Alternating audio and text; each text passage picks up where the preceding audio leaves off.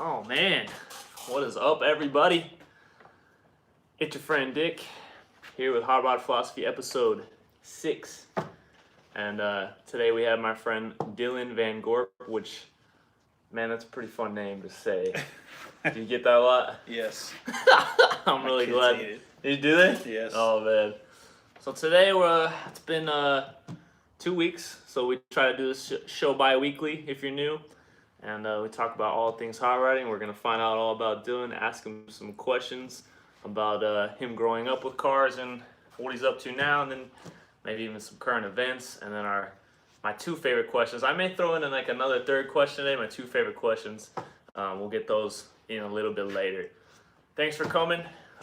Thanks for you coming, Dylan. Yeah. Appreciate it, man. Pleasure. It's kind of nice to be able to spend your Friday night hanging out here. It's a little weird, but man, so like, tell us a little bit about yourself, kind of like what you do, maybe for work and stuff, and then we'll get into like hot rods, man. So, work it's kind of complicated. Your relationship can be complicated. How's work complicated? Well, I basically do medium and high voltage electrical work. So you're a badass. Not necessarily. I travel all over the U.S. and Canada. Most of the stuff we do is substation work, or transformers, and a lot of circuit breaker stuff.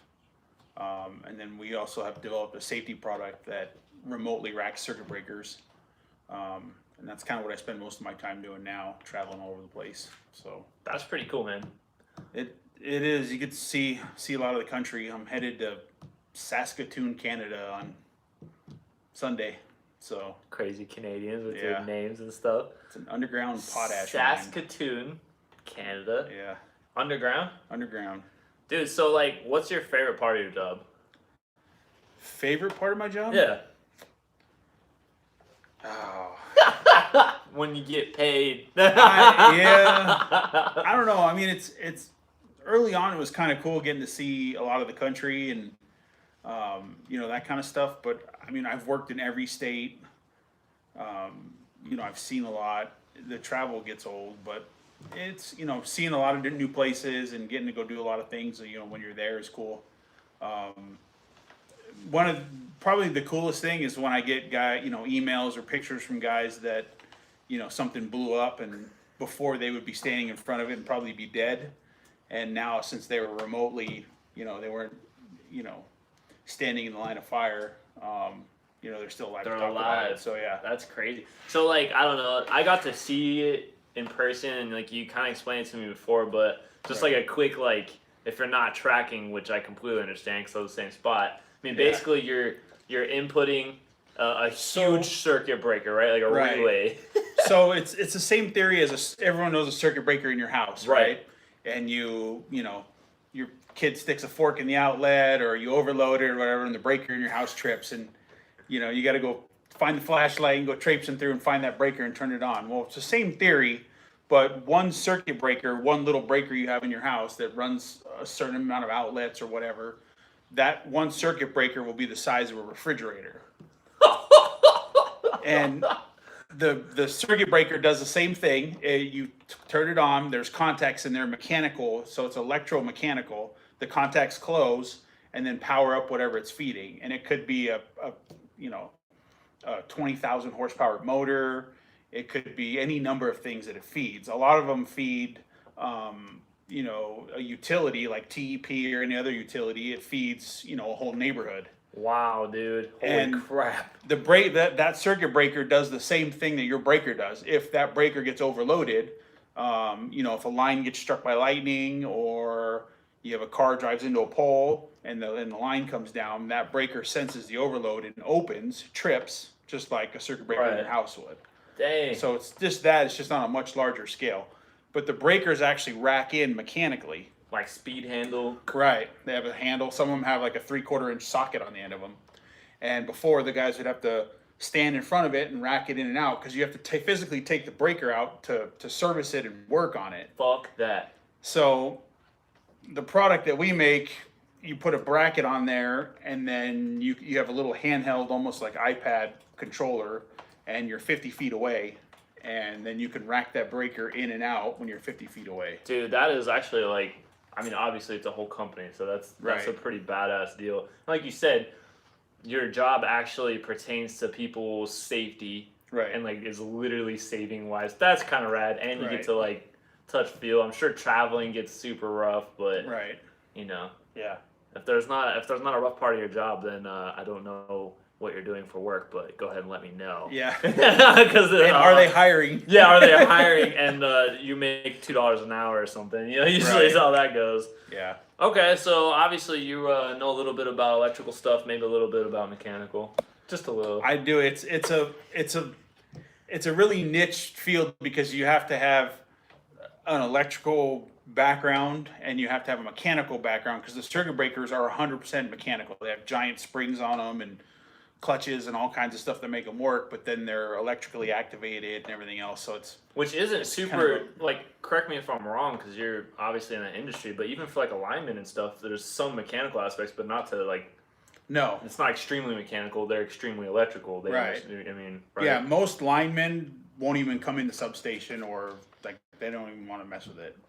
Yeah. It's stuff that they don't. They're And, pretty you know, smart. same thing. I touch on a few things that linemen do, but, you know, there's a whole other sort of stuff, you know, whole group of things that linemen do that I've never touched or never even messed with. So it's kind of a niche field. Right. So And that's something I think is cool. That's why I wanted to bring it up. Is like someone even just commented, you know, what are you two talking about? Switchboard and switchgear. That's what I do too. It's like something that like there's a lot of different facets in that. You know, in electrical, Right. you know what I mean, whatever you want to call it, power Right. generation, power systems, all these different facets. Where like you'll find a lot of people that like play with cars and stuff because Right. it's pretty decent money and it does take it's a professional trade, you know. Right. So it's kind of cool, and I think it was awesome to kind of bring that in because, you know, now you've worked with all that stuff and you go to wire your 12-volt car. right. You know, like the guy that I called to like, hey man, I'm getting tired of wiring cars. Come over. Yeah, totally different. So like, where did it all start for you when you were growing up? Can you remember like things? Were you always mechanical, or like was there like your dad, or like what got you into cars? It, like a lot of the guys you probably talked to, started with my dad. You know, when we were kids, you know, had bicycles. We were always, you know, working on those, and it just started. My dad was always, you know, one of those guys. You know, if the washing machine broke, he never worked on a washing machine, but he's going to take it apart and figure out what's broken. And I don't know if that started because he was cheap and didn't want to pay someone to come fix it, or he just likes learning new stuff. And It's almost like a combination of both, Right. maybe. Yes. And then you learn to Yes. hate that you're so cheap and won't just call someone. yes, when you're halfway through, you're usually regretting. Yeah, you're like, I don't know where I'm at, but I'm in Yeah. it now. Yeah. So watching him do that, did he have you like hold the flashlight? So yeah, we were holding the flashlight, and you know he's in the middle of taking that screw out, and you're like, oh, what's that over there? And he's, you know, in the dark again. So yeah, we did that. My brother and I had go-karts. Started with the, you know, the obligatory 5 horsepower Briggs and Stratton on the little, Yes. you know, no roll cage, driving around, and then that quickly turned into, you know, we got a bigger go-kart that had a blown motor, and put a motor in it, and from there, Go-karts, I'm sorry. The go-kart is like the best way to start. So it's like the classic way too. it right? really is, and it's like a basis that's still, you know, ignition, gas. It's, you know, it's still used today. But our neighbor that lived next door to us was always had race cars. He would race dirt track. He had sprint cars and modifieds and that kind of stuff. And he wrecked his cars a lot. So he'd come back. He was busy. He was a busy Yes. dirt track guy. He was. And so he would come back and fix his cars, and he always had a pile of old parts. So my brother and I were always over there raiding. You know, we raided springs, shocks, Heims. We had buckets of Heims joints from over there. And so we ended up building our go-kart, you know, and our dad taught us to weld pretty early on. We ended up building a full suspension, you know, by the time, you know, we were starting to outgrow it, it was a full floater, full suspension, roll cage, We put a Kawasaki 350 in it out of a dirt bike that was wrecked. This doesn't surprise me at all, and anyone that knows Dylan watching this is not surprising. Yeah. And we put the shifter in it and everything, and that thing, I got to drive it once, and out on the street, and my brother took off in it, and it literally picked the two front tires off the ground, and it scared him. And he over revved it after that because he was panicked, and the motor was not. I don't even know what happened. We were young. The motor was junk after that, and I don't think we ever. I think at that point we kind of started getting into cars. I think I was 14. I think. So at 14, you're probably 6, 7. By the way, if Yes. you can't tell, Dylan's a certified lumberjack because I am not small and he is huge. So you didn't fit in the go-kart anymore. Well, that was the other problem. I quickly outgrew it. So definitely. And then I want to say there was probably a year or two gap in between there. You know, you hit that age, you start getting into girls. That's a distraction. Gross. And then I got my first truck, which was a 19. I worked. Again, the same neighbor had a buddy of his that owned a restaurant, so I was working when I was 14, bussing tables under the table for him. So it was glorious. I got paid cash every night under the table, wow. plus tips from the waitresses. What? So I quickly bought for $500 a 60 short bed Chevy that had no motor in it, but it had a close ratio Muncie 4-speed in it still. What? So I ended up buying that. $500? $500. That's that X frame too, right? No, this was the trailing arm. Oh, I mean, 60? 60 was the wraparound windshield, and it had the trailing arm suspension. I know some of them had the X frame, the funky frame. Oh, it wasn't X frame. My bad. Isn't it torsion front? Torsion bar. front. Yeah, Yeah. My bad. I'm thinking Impala was. Anyway. Yeah, I see, and it's weird. I've seen some of those trucks that have that. I don't know if it was like an option or if it was a year cut off. Might be. I was into all that when I bought my truck, and honestly, like when I don't remember, but yeah, I remember. Yeah. It's some weird different. It's different in the years. Look it up. Yeah. So it just, and then I started building that. You know, you do what every 15-year-old does. You primer it. Right. There's a small window or a big window. Small window. Yeah. I always hated that. I didn't like 14-year-old Dylan. Yeah, well, for $500. Yeah, it's kind of good for Yeah. $500. I'd be into a small window Yeah. too. We're And big it's- window people here, folks. And you know, the wraparound windshield was always, you know, you hit a bump and you can watch the whole frame of those trucks move all the time. It's crazy. So that like continued furthering you down the road of hot rodding. From there on, it was. Straight 6? It didn't have a motor in it. I ended up getting a 350. Oh. I don't even remember what. I think I ended up buying a 350 from someone that. I think it probably fell off the back of a truck, but it was an AutoZone rebuild. I don't even remember where it came from, but it still had like the assembly lube stuff in it when I got it. Oh, And I got it for a good deal, and yeah, I put that in my truck. That's pretty dope. You But- should have LS swapped it, but yeah.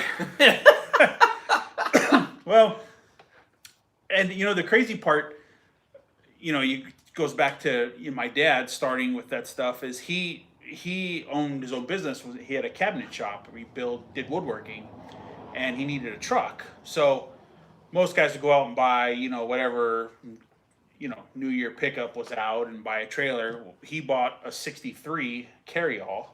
This was before I had my truck, and probably why I ended up looking for a 60, you know. He bought a 63 carryall and did the obligatory, you know, had a 350 built, probably spent, you know, $2,500 having a 300 horse 350 built. But, and the turbo 350 trans, and he did the brake swap to disc brakes on the front. You know, and that's kind of where I got started on the GM stuff was, you know, hearing him talk about how, you know, you could go with the cross member to swap over and, you know, how easy it was to swap all that stuff. But he did that, and then he built a trailer, and the carryall was white, and it was the patina on it was perfect for what today. Today's standards, yeah. You'd been like, ah. Today, if someone got that, they would be like, oh, they would clear it and leave it. Like the patina was perfect on it, and it was pretty straight. It had a few rust spots in the floor, but it was pretty straight. So he built that and literally built like a box in the floor of it, so the tray would slide out when he got to the job site, and then he built a trailer where all of his tools were hidden in there. Oh man! So he'd That's show up cool. to install cabinets or whatever woodwork he was doing, and in this '63 carryall. And he would always, for some reason, I remember to this day, he'd always tell me, I could hear him complain, "Hey, your mom wants something with square headlights," because she was driving, a '70s, the old Chevy trucks had a round headlights, and I don't even remember what she had at the time. It might have been an older Suburban, but he was always, your mom wants something with square headlights. Dude, those square headlights, yeah, that makes sense. Yeah, it started coming around like the '80s for sure. Everything's square, like square. So he finally went out, and I think he bought her. It was like a year or two old, and I think it was an '85 or '86 Chevy Suburban. Oh wow! Yeah, I have a brother and a sister, 3 kids, and we went on road trips, and they were probably giants too. Yeah, so. they were tall. So he bought her a Suburban, but the first thing he did, he bought the Suburban, and then I'll never forget the first day he had it. We drove over to Townsend's when they were still open. Yeah. And he bought the at the time it's the Edelbrock carburetor now, but back then it was the Carter AFB. Yeah, hell yeah. He bought that carburetor with all the little adapters and all the stuff he needed to put that on. And now, like, before my mom even started driving it, the Quadrajet came off and it got the Carter AFB carburetor. So this dude, he knows what's up. Yeah. Papa Van Gorp. So stuff like that is kind of what started it. And I remember going to, when he built that carryall, he needed an intake manifold, and we went to the swap meet, and the Tankerverde swap meet when it was still on Tankerverde. Yeah. And there were still guys, with their truck backed up in parts. Yeah, and it's not just like clothes now. And it was great. And I remember as a young kid, we went out there and he found it's a small block Chevy intake. They're everywhere. Found one of those and found some other stuff he needed, and dang, I remember doing that's that. pretty cool, man. Yeah, that's super cool.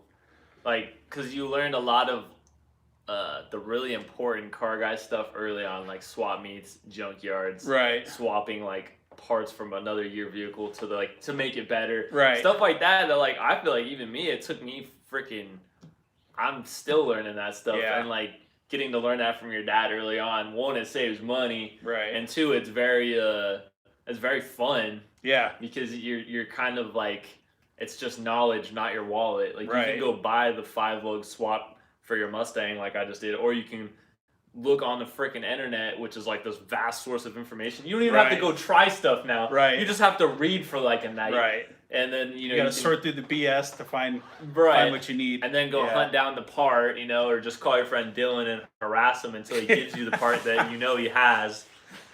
Stuff like that. Yeah, I feel like that's because like back, when my dad was doing that stuff, it was more relationships. Like you needed something, you call, I'd call you, hey, do you have this? No, but I know someone who might have it. Before you had Craigslist and you had the internet and all that kind of stuff. So, I mean, it's really cool now that you can log on.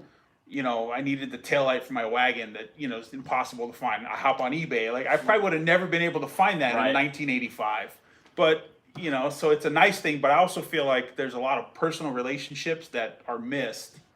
So it's kind of it's like a weird I would call it like almost like a weird parallel, because like there's a vast more amount of your cars. Like he has like a Zephyr wagon. We'll get into that. But there was more of those in the 80s, right? Around. Right. And then now that there's less, now there's more channels to go into. You can basically search the nation now, instead of searching like your backyard, which I don't know, like you said, it's kind of cool too, because I know like, at the end of the day, if I can't find the thing I need, I can hop on Facebook and I have like everyone's a car friend, and like not only are you touching those people, but you're touching those people that know people that know people, and like you're like, your last resort if you really can't find something is like, I need this, blah blah blah, and then like, randomly someone messages you. I don't know, that's kind of cool. And then I get what you're saying too, though, because it is kind of fun. Like I hit you up, I'm like, hey, I'm 5 bucks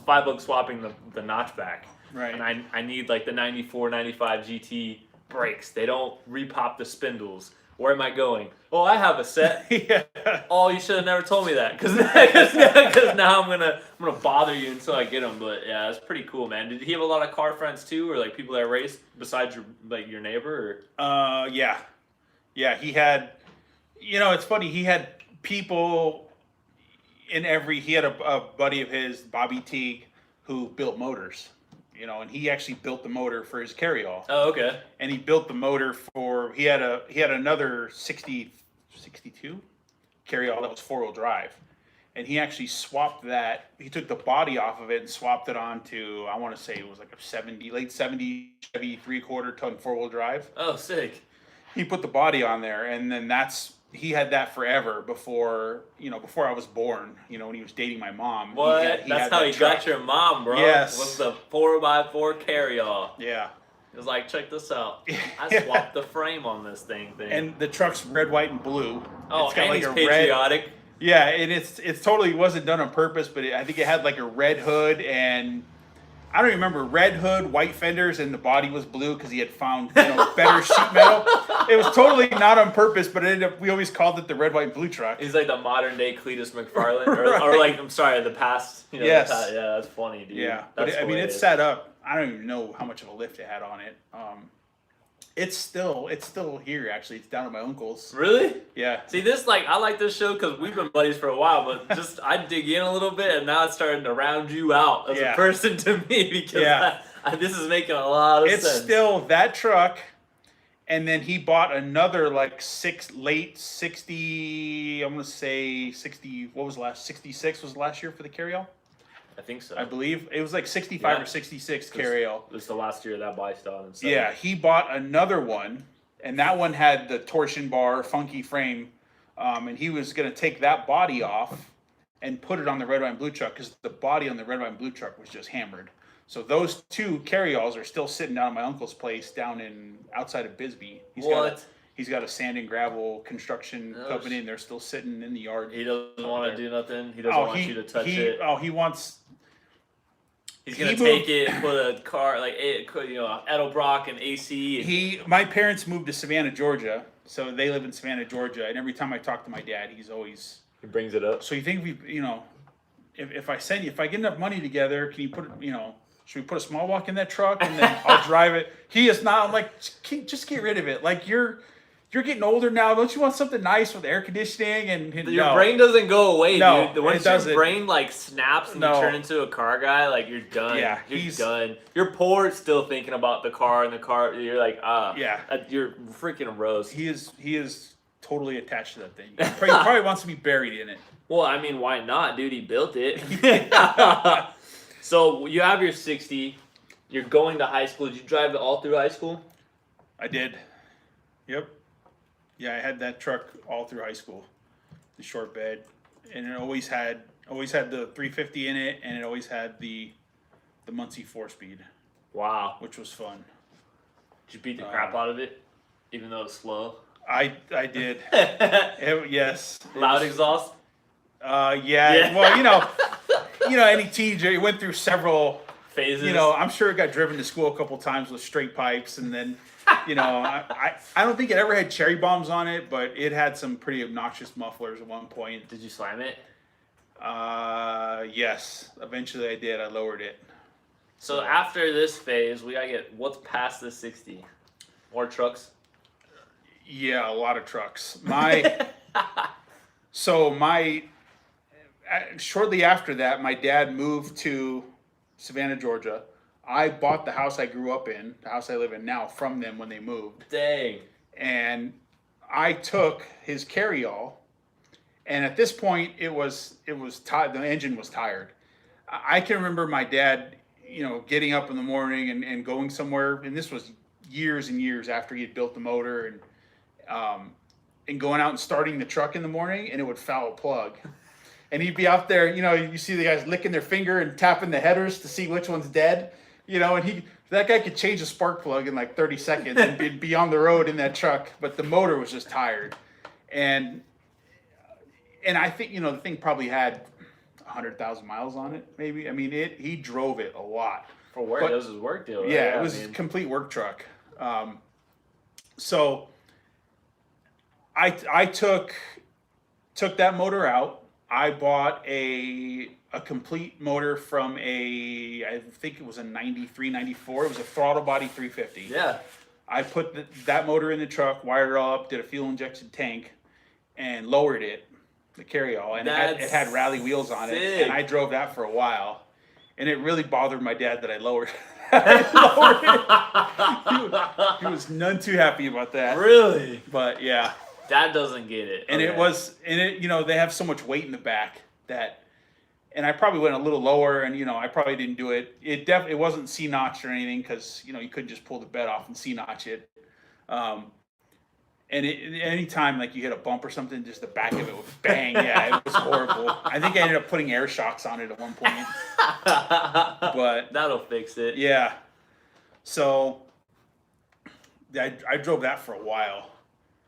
And after that, I had several. At that point, was that when the family was starting?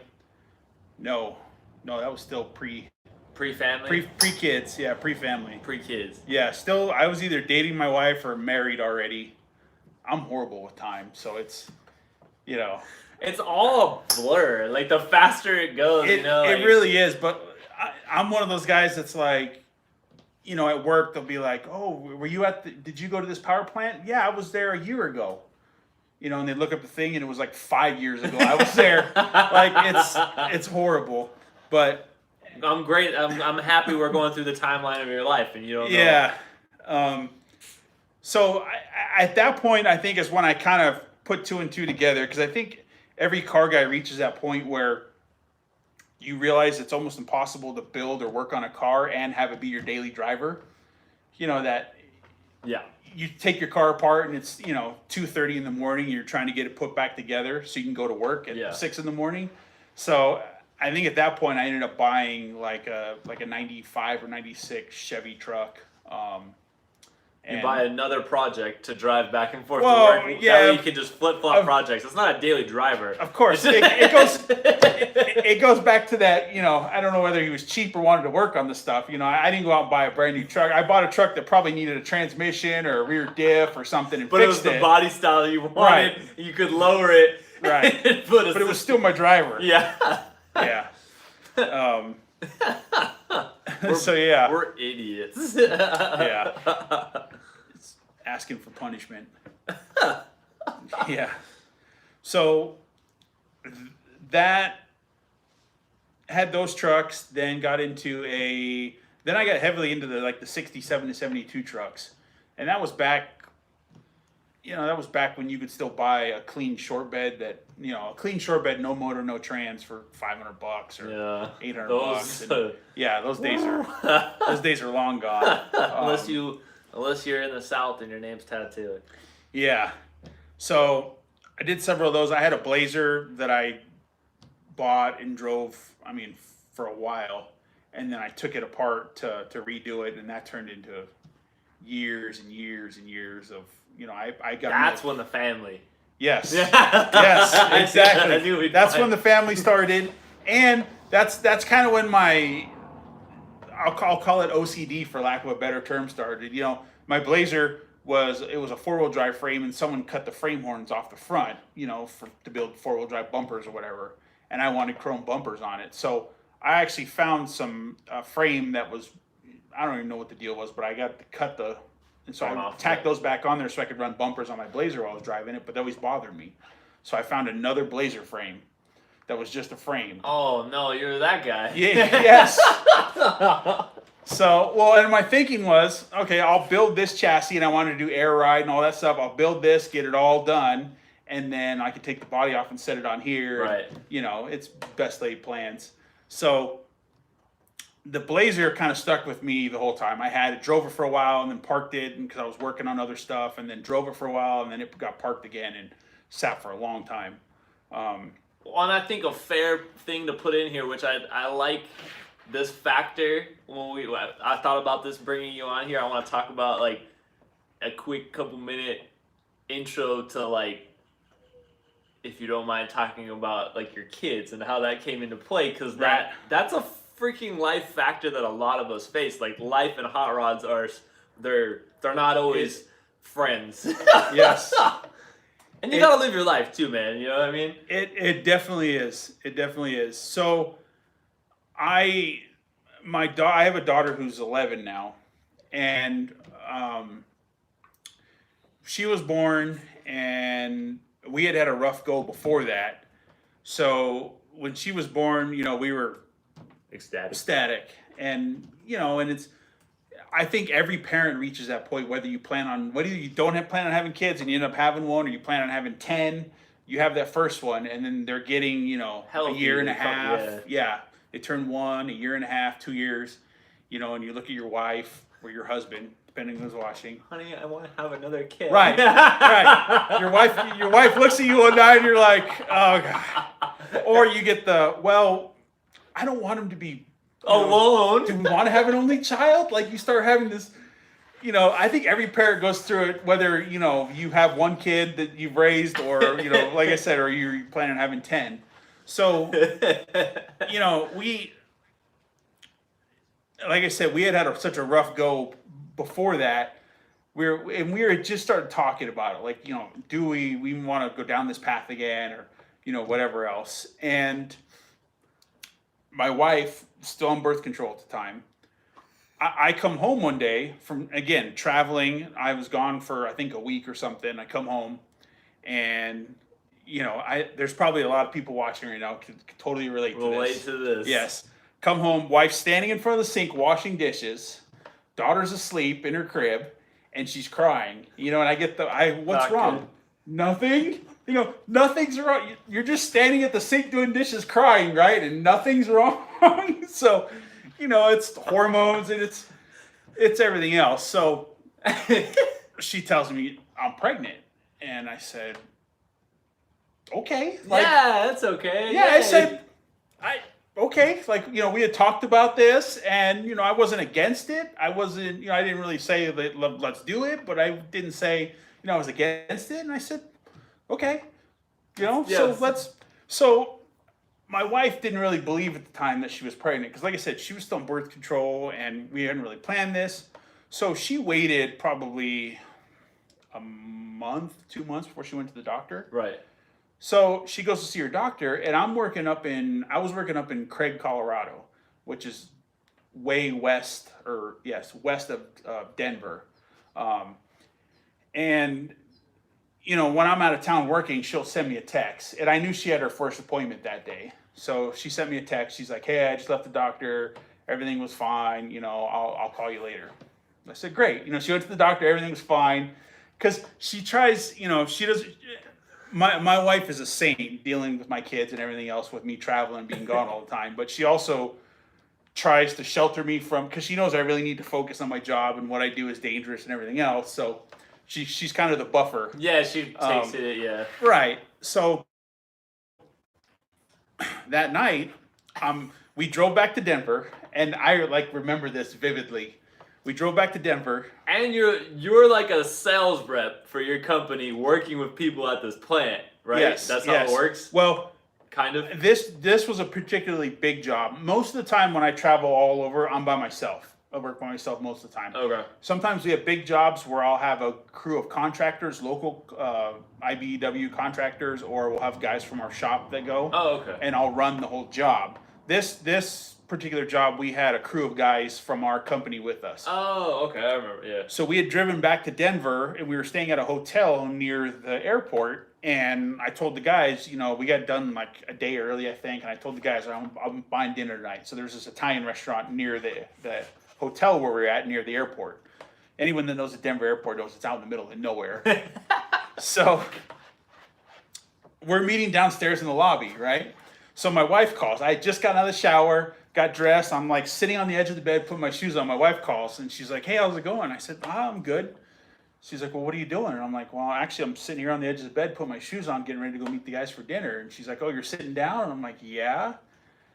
And she's like, good. And I'm like, why? And she's like, well, I went to the doctor today. And I'm like, yeah. And everything was good. Yeah, everything's fine. And then she goes, but there's two. And I said, what? Excuse me? Yeah, excuse me? And she said, yeah, there's two. And I said, "You have to be kidding me." And she said, "No." And like I was silent. She was like, "Are you okay?" And I'm like, "Yeah, I'm okay." But I don't know. yeah, Everything's numb. Yeah. The room's spinning. yeah. And it wasn't even a thought in my mind because you don't have twins. no, right? there's no twins in my family and no twins in her family anywhere. No one's safe. No one. No. Yeah, yeah. They say 98 point whatever, 98.8%. Well, I'm that 0.02%. It could happen to you. You're like the public service announcement that no one wants. Right. Yeah. Oh my God. Yeah. So I finished talking to her and I was flying home the next morning. So, hop out, get on the elevator, ride down, and the guys I was working with to this day give me a hard time. They say that the door opened and I walked out, and they said it looked like I rode the elevator down with Casper the Ghost. Like my face was just like no blood in my face. Like it was. Because you just did it with one, and you're Right. contemplating that I could maybe do that again. Well, But now it's two. Yeah. It was completely overwhelming because, my wife was still working at the time. My daughter we had a friend that had like a kind of a daycare. Makeshift childcare. Yeah, kind of. She watched family friend kids. She used to have her own daycare, but didn't do that anymore, but she did stuff out of her house. So anyways, so she watched our daughter. But my wife was still working. She had a GMC Envoy, which is like a Trailblazer. Right. With just one row. It didn't have a third row. So instantly... that's out the window. Right. Like in putting 3 kids in daycare. So instantly my wife can't work anymore. Her vehicle's too small. You're making me spin right now, dude. I don't even want to deal with that. All at once. Yeah. And it was just... life-changing. Yes. Needless to say, the Blazer was really not on the radar. Right. So Yes. I wanted to paint that picture Yes. and feel like that's and it's funny. Yes. So, So yeah. So it was early on. So yeah, I have my daughter's 11 and I have twin boys. They're both boys. They're 9 now.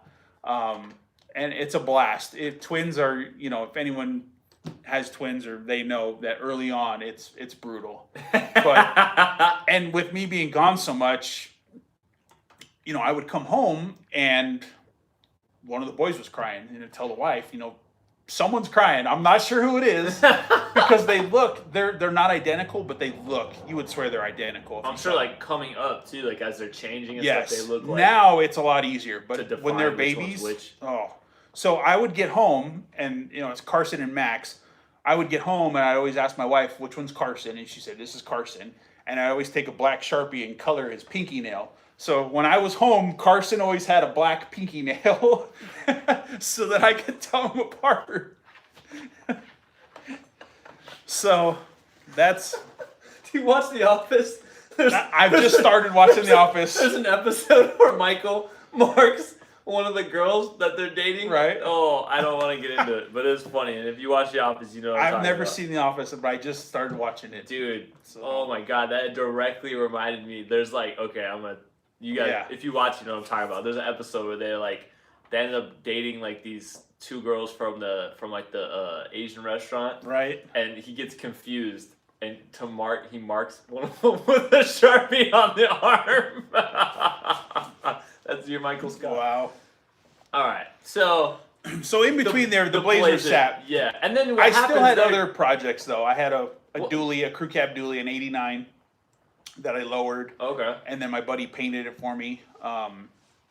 It was that Dodge blue that came out in like when the new body style trucks came out, like that light blue, and then it had silver flames with like Kawasaki green tips. Dude, I remember that truck. Yeah, you've That probably was seen yours? it. Yeah. Mhm. Yeah, it was flamed all the way to the rear doors. A crew cab dually. Yeah.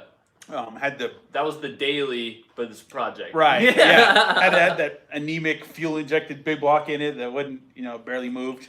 And then I had an '84 short bed truck with it was a 454 that was 30 over 468 or whatever it is. Yeah. And that thing was pretty, it was nice. My buddy James built it. And then I ended up with it through trading. I don't even remember how I ended up with it. There was some motorcycles involved in there too, because I had a Harley and then I built a chopper too, and that was trading. And So I had that truck too, and it was nice. It was lowered on 20s. It was yellow. Had an all tweed interior with like the bow tie Dude, emblem. that's and, like pinnacle 90s, Yes. 2000s. Oh, Yep. primo. Tweed interior, Yeah. had the billet. Remember the 73 to 87 billet instrument panel and the filler panel? You didn't have that. Yeah. You was a punk. It was all tweed. Yeah. I had 20s. I had the Eagle 20s. Dude. But the truck scooted. It was Fun. Yeah, it was fun. My buddy James built the truck and he built the engine. It was 454, and I don't know if you remember, several years ago they had a bad run of lifters.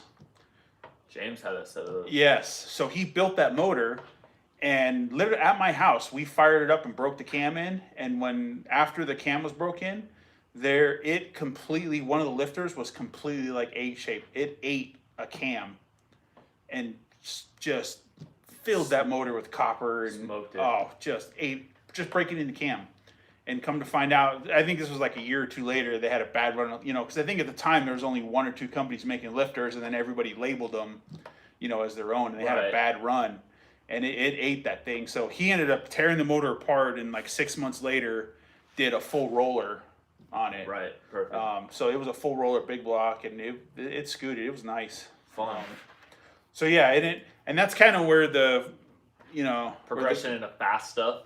Yeah, progression into fast stuff, and I mean it was an '84 short bed with a big block. I mean Fast stuff. it hauled ass, but it didn't, no traction. It was a truck. Just sounds good. Yeah. Yeah. Well, it moved probably pretty all right with a. Oh, it scooted, but it was it was no traction in the back. It didn't Right. have any, it was just stock leaf springs and Yeah. Chop. yeah. So yep, and then I still had the Blazer at that time. And then started at that time, I was kind of getting into, I kind of wanted stuff which kind of led me down the path of, my buddy Tim, who you've met, has always been into, weird oddball stuff. Yeah. He always likes to have something different, and he likes the Mopar stuff. He's not the typical Mopar guy, but no, he's not. but he's actually like I would say one of the two most normal Mopar guys I've ever met. Right. Yeah. So that's kind of, him and I started talking, and, I just wanted something different that you don't see every day. Like the 67 and 72 truck stuff had gotten so crazy at the time. Yeah. Oh, and shit, still is. Yeah, my Blazer was a 72, and I had a 68 front clip for it that I planned on doing, and I just decided, like, I'm not gonna mess with it. Yeah. So I sold it. Yeah, I sold the Blazer, and then found an 81 Fairmont Futura that this guy had that he had swapped a bunch of suspension stuff into, and I went out and bought that. I support everything about it except for the Futura, but yeah. keep going.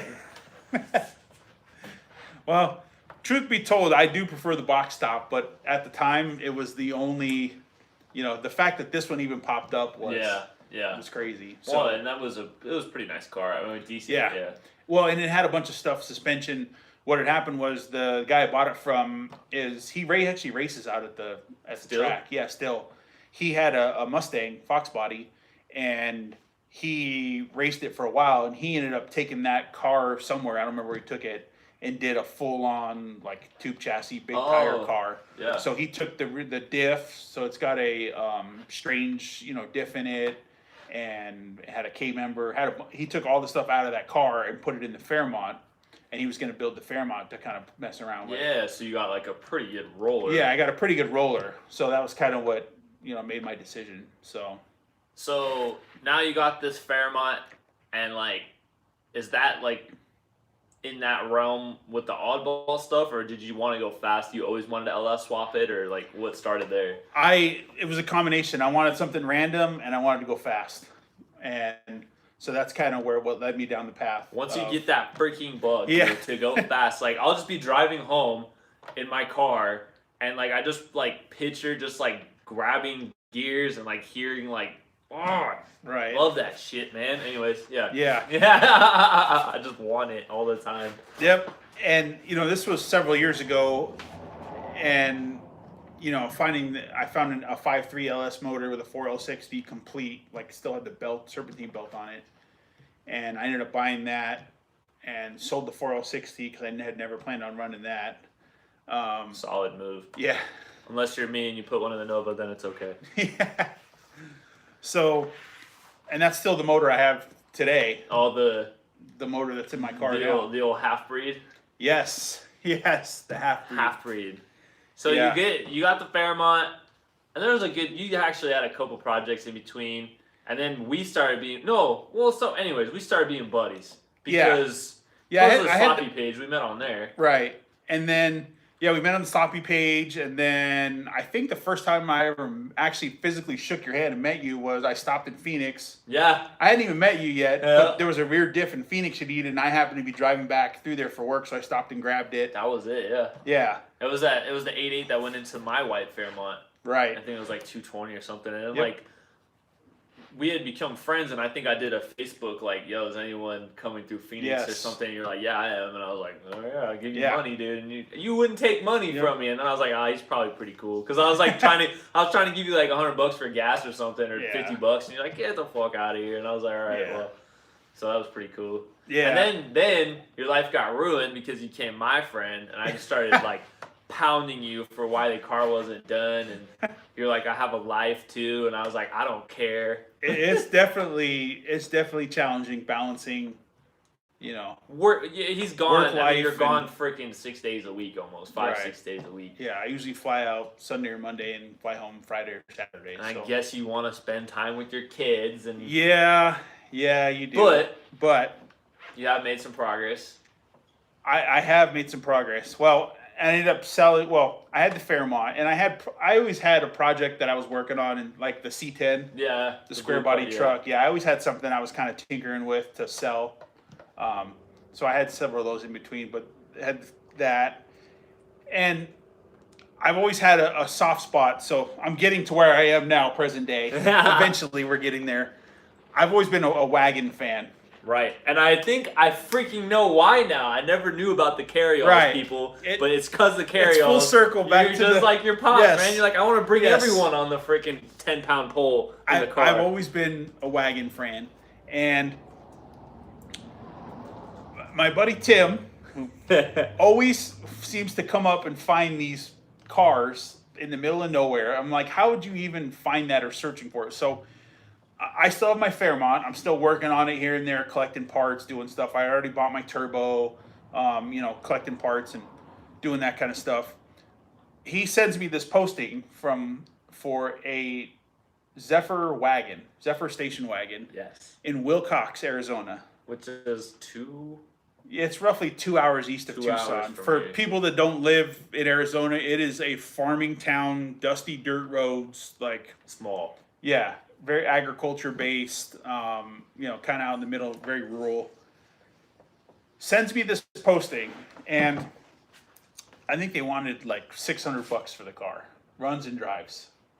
So it was like 6 or 8. I think it was 8. Yeah, it was somewhere in there. Cause I remember trying to make you haggle, and you're like, and then it was just like, we just need to get it. Yeah. Yeah. So I called the guy. And I said, do you still have the car? Yeah, I still have it. I was like, well, what are you doing in 2 hours? I happened, because usually every time I find something, a deal on something, I'm in New York or Wyoming or Florida or, out in the middle of nowhere. And you can't pull the I'll be there. And, right. Yeah. Yeah. So I told, I was at work, and literally I was driving home to get my trailer already. So I call the guy. I'm like, hey, what are you doing in 2 hours? Like, I'll be on my way. Well, I can meet you after work, and I have to tell you, there's one person in front of you. And I'm like, I was heartbroken. Can I kill him? Well, I'm like, well, what time are you meeting him? Like, and like, can I look at the car? Because the posting, it looked like it was parked out, and sure enough, it was parked in like an empty lot next to the local town bank. Oh my goodness! He's like, it's here if you want to go look at it, but I can't be there until like 5. So I blast out of there, hit the bank, get my trailer. I'm in Wilcox at like 4.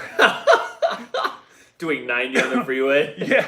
Looking at the car, I look at everything, crawl underneath it, look at like it's an original, been in Arizona its whole life car. I think it. Old people? Well, I basically bought it from the original owner. The guy who was selling it, it was his grandma's car, I believe. Sick. And she was the original owner from Wilcox. And I don't know if they gave it to him or he was helping if she died and helping the estate and selling it or whatever. But so I'm there at 4:00. I look over the car. I'm like, all right, I want it. Like, I just hope he shows up and those other people don't show up.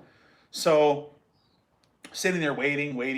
Well, this other van pulls up, and it's like a Ford Aerostar minivan pulls up and parks, and then this old guy and this lady get out and they start looking at the car, and I'm like, and it's parked there with a for sale sign in the window, so I'm hoping that like they just saw it and stopped, right? So they're looking at it, and then the guy pulls up.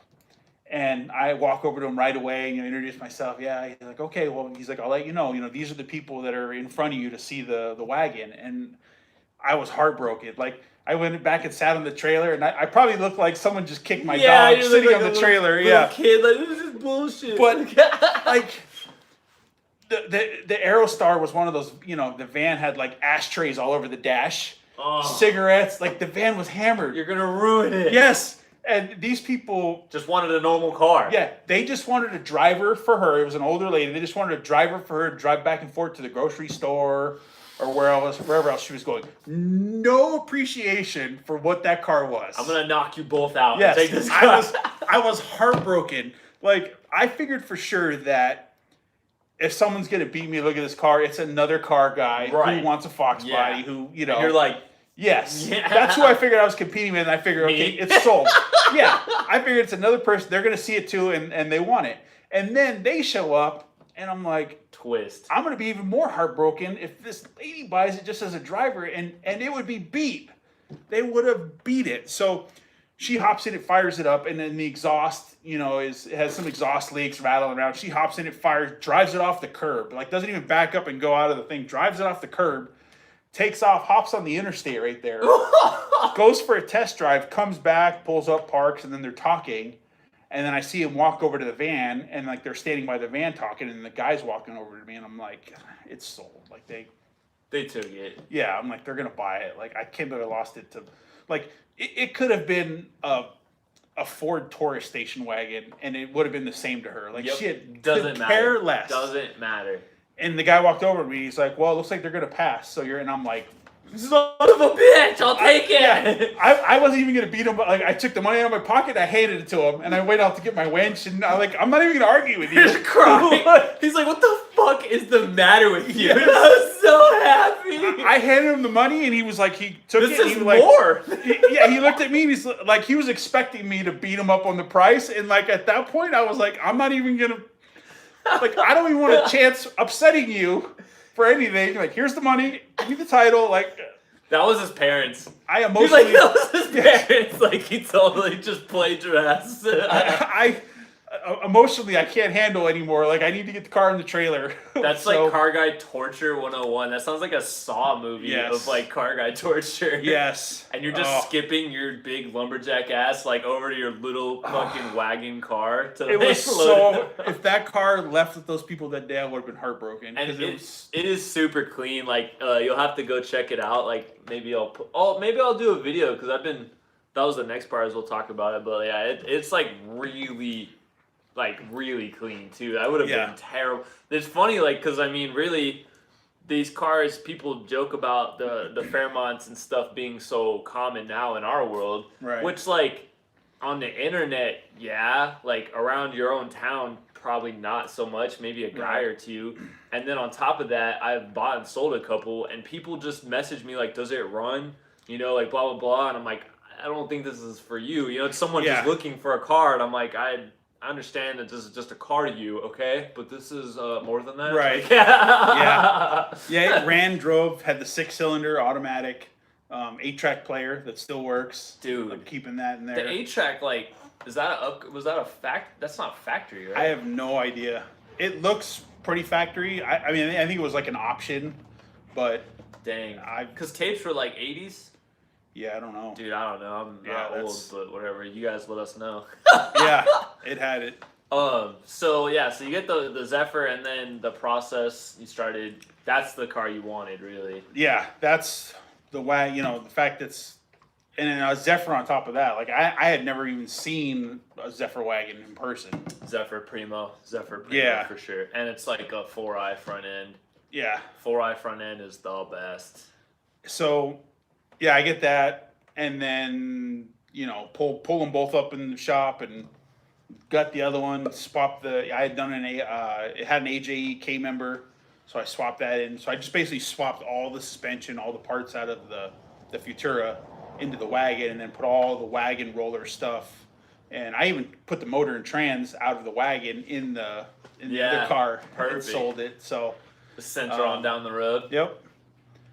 And transferred everything over to the wagon, and so that's where I'm at now. I'm building the wagon. Dude. So 5.3 turbo 400. Pretty standard. The typical character. Yeah. For a reason. Yeah. Well, it's. And you're gonna do a gold box, 80 pounders. Yeah, I have a gold box. I have 80 pounders. Most importantly, you have the TCI Outlaw shifter. I have, much like you, I have shifter fetish. Like I can't.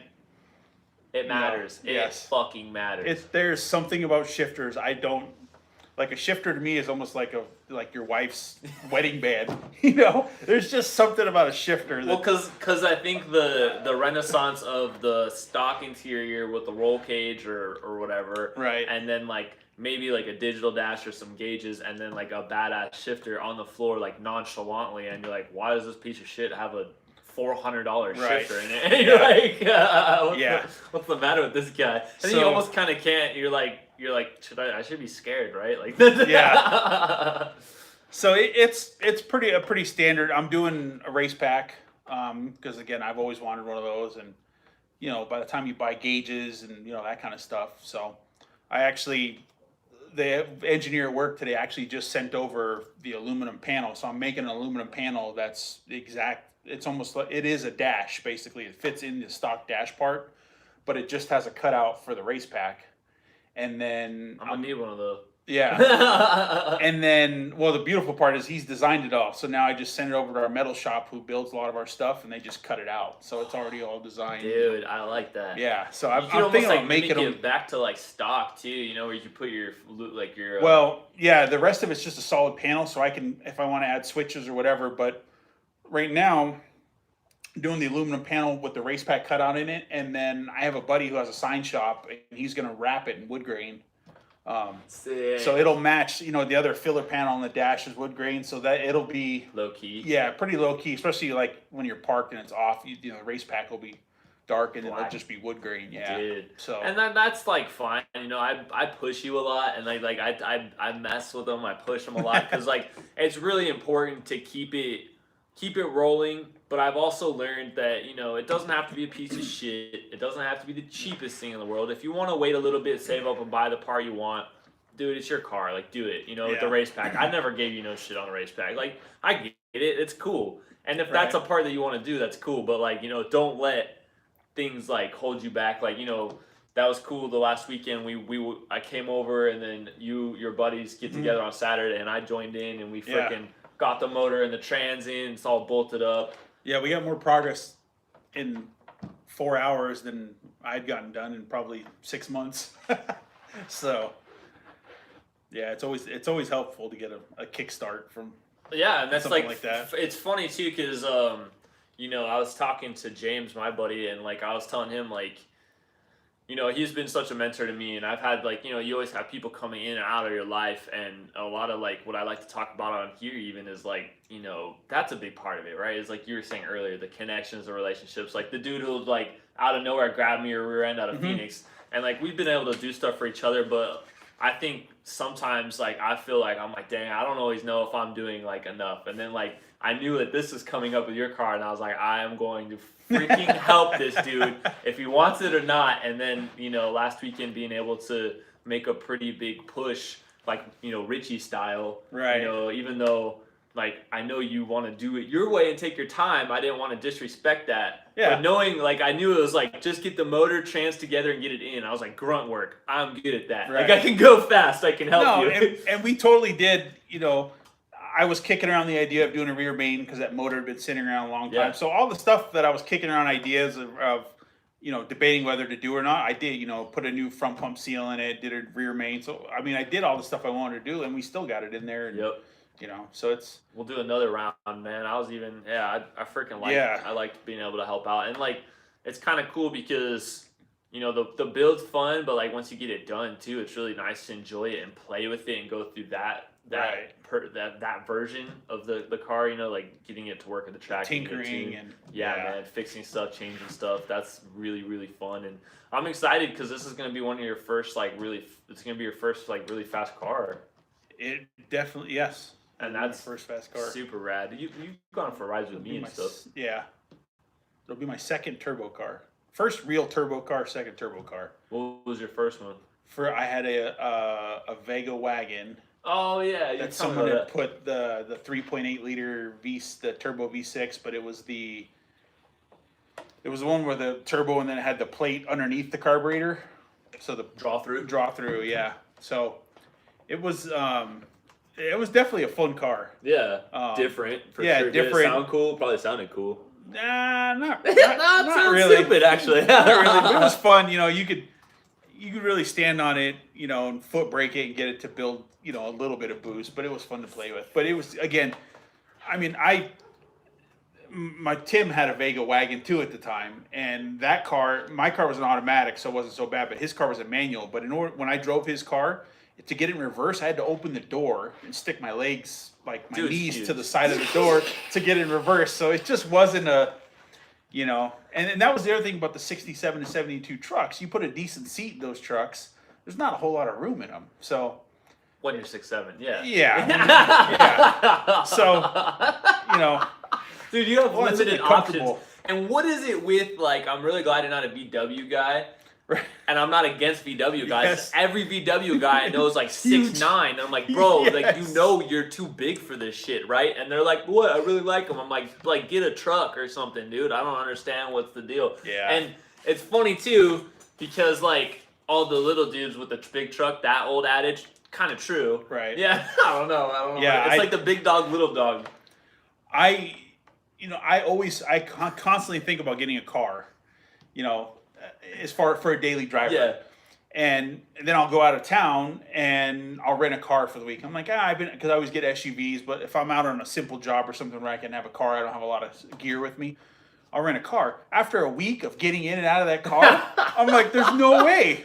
There's no way I can own a car for a daily driver. Like, I'm so ready to get back in my truck. Yeah, dude, just getting out your one leg's like... Yes, it's a major chore. So the Mustang actually is I've been daily driving the Mustang, and like the seat layback, like basically like the angle of the bottom of the seat is quite difficult for getting in and out of like constant driving, but I'm staying strong. I just want to be the cool guy that daily's a notch, so I'm trying to be that guy.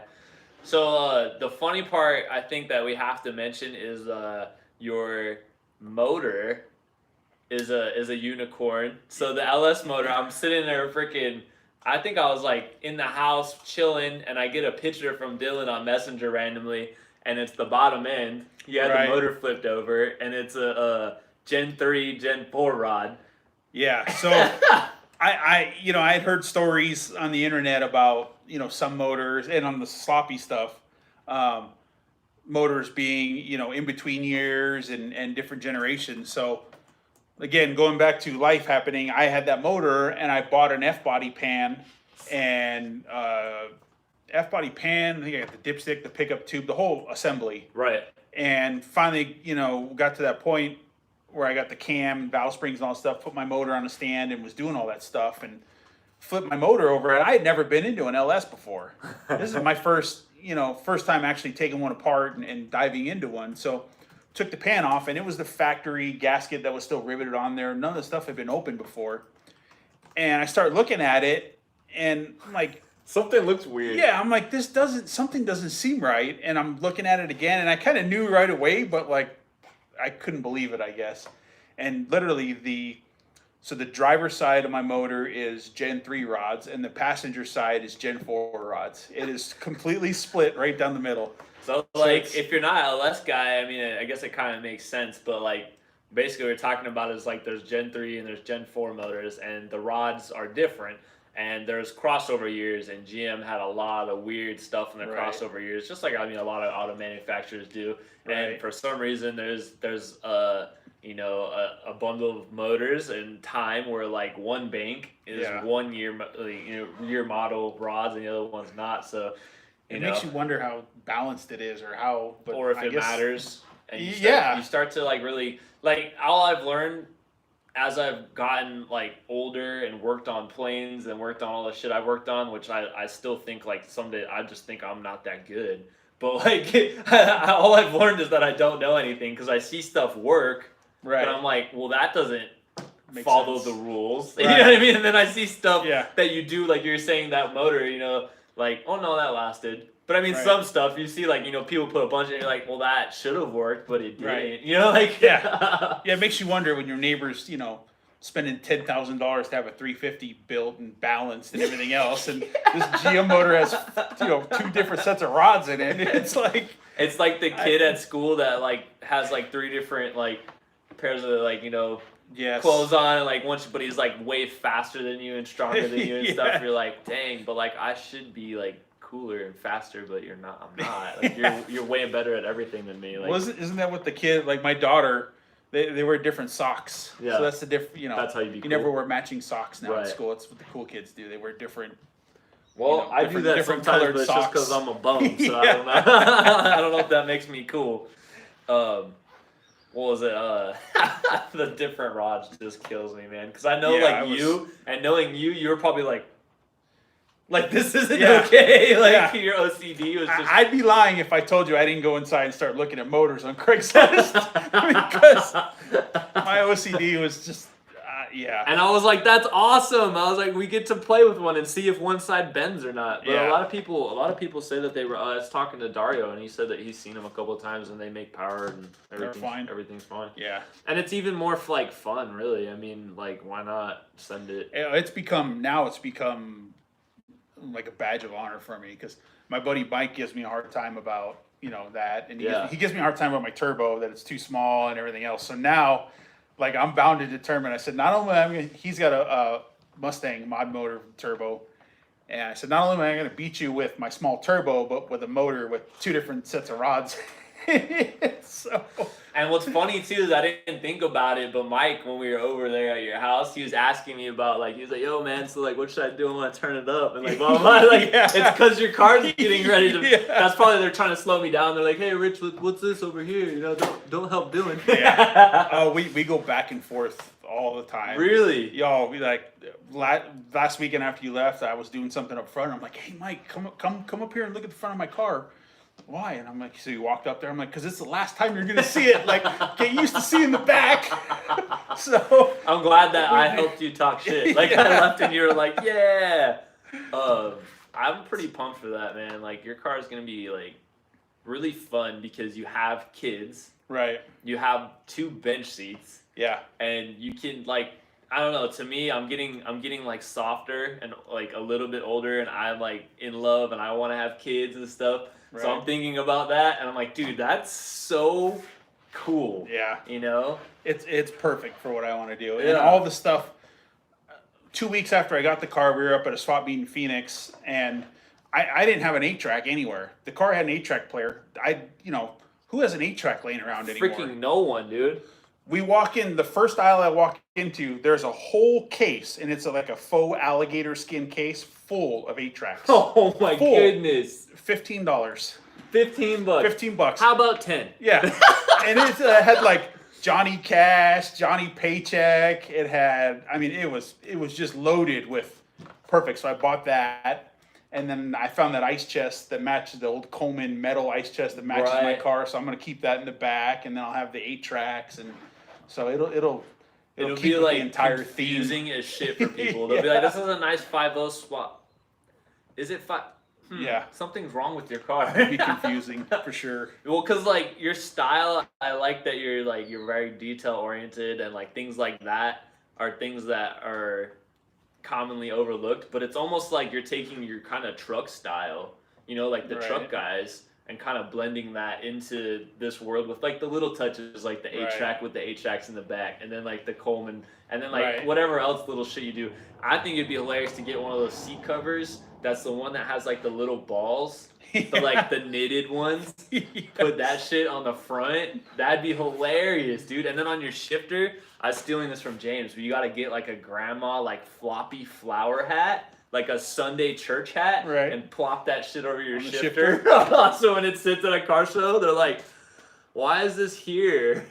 Why did you park? You parked in the wrong spot. Nice. Yeah, who left this car here? Is this the selling? This is where is it for sale? 200? Yeah. So, yeah, and it has no badges on it. That's true. Yeah. Well, I don't know if it came with badges or not, but they did have some. I know the front grille had a badge, and I know some of them had like the trunk badging. Yeah. They must. I don't think the Zephyrs had the fender badge because they have the gills. Right. I don't know for sure. If you know, let me know. Yeah. So, and people, like, most people don't even know, they're like, what is it? Like, yeah. Yeah. And then people Zephyrs, ask, man. You sold your Blazer? Yeah. What'd you get? And I tell them, they're like, what? What's the matter with you? They're like, what is that? And I'm like, that's exactly why I got it. Well, it's really fun too, man, when you get into that realm of like me selling the GTO. And I love that car. I think it's cool. I'm going to miss it for sure. But I just really like getting into, maybe it is the oddball stuff. I don't know, but I like getting into what I like, you know? Right. I respect that car. It's a cool car. It has a certain vibe. Driving it, building it is really rad. But I've always, since I was a kid, growing up in the 90s, like Fox bodies, oh my goodness, dude. I freaking love Fox bodies. Yeah. And I think for a while, too, I was trying to, like, kind of just do something different, you know, like listen to other people's opinions, like build a muscle car, build this, that. And now that I'm, like, definitely, like, my own person, you know, a grown-ass man, I'm like, everything's littered with box bodies at my house because that's what I really like, you know? Yeah. And I think, like, my friend Kevin, I think I've told you this, my buddy Kevin, when I was in high school, had an 86 hatch, and it was red on red. And it was super, super clean. 5-speed. Right. And then he did like the Cobra R's, and it was slammed. And like it was pretty dope. Him and his dad like did like trick flow heads. Like it probably made like a solid number. Like you know, I don't want to say, I don't know, but it was really nice. And like me and him were like kind of early car buddies, and like going like to lunch, and he'd like rip gears, and I was like, sick. You know, I was like, gotta have one of these. I need one of these. Yeah. And so that distance from freaking like 15 to 18-year-old Richie until I got my own first one, wow, like way too long, but that's okay. Yeah. And now you're in the Fox body crew. Yeah, I had a notch Mustang, and that's probably, I still really like those cars. And it's nobody doesn't like those cars. I'll punch you in the face. Yeah, I don't know anybody who doesn't like those cars. It's crazy. What was it? Aaron Kaufman says he doesn't like Mustangs. Yeah. And I was like, stop it. Yeah. Yeah, you do. You're being for TV. Stop it. Yeah. You may not like it. Go drive one. Yeah. You know, I don't know what it is about that car, if it's just the weight or power to weight ratio or what it is, but a stock 5.0 notch with a 5-speed is just such a fun car. Know. I've been driving. I call her Molly, man. Molly's my girl. And I just want to keep making it the ultimate daily. You know, like the 5.0 with like an on-3 turbo, 5-speed, Bluetooth stereo with like a system. Like a driver. Like, driver. Daily driver. Freaking, just run 10s, like, down that rabbit hole. Yeah. So now I want to ask you, we got to get into my questions. I asked for questions on the comments if you guys have any. We're getting close to wrapping it up, not exactly, but throw them up and we can add them in. We got one from the big dog Snyder. That's up here, but I'm gonna hit mine first, man. You've watched it before. You know how I am. So like, I'm gonna hit you with the Fast and the Furious one. What do you think about the Fast and the Furious series? Mainly, I like talking about number one. Number one's my favorite. And how do you think it affected the scene? And like, what was your memory of going to the first time? How did you like it, not like it, etc.? I liked it because I like any car, being a car guy, you know, the Power Block TV shows that are on TV, and Gas Monkey Garage and all those kind of shows. Same thing. Like you watch that, and a lot of it's for TV drama and stuff like that. But I still watch it because it's car stuff. Right. It's in your realm. Right. Yeah. It's totally in my wheelhouse. Like if I'm just watching for new tools and stuff they do, like it's any car guy can say that they don't like that stuff and it's fake, and yeah, it is. But I guarantee you, they still end up watching because it's car stuff. Yeah. I enjoy, like a lot of the stuff Jesse James did that's more documentary style and more real. I enjoy that even more. But, Fast and the Furious one was a game Fast changer. and the Furious, it definitely was. Yeah, because especially if you owned a Supra.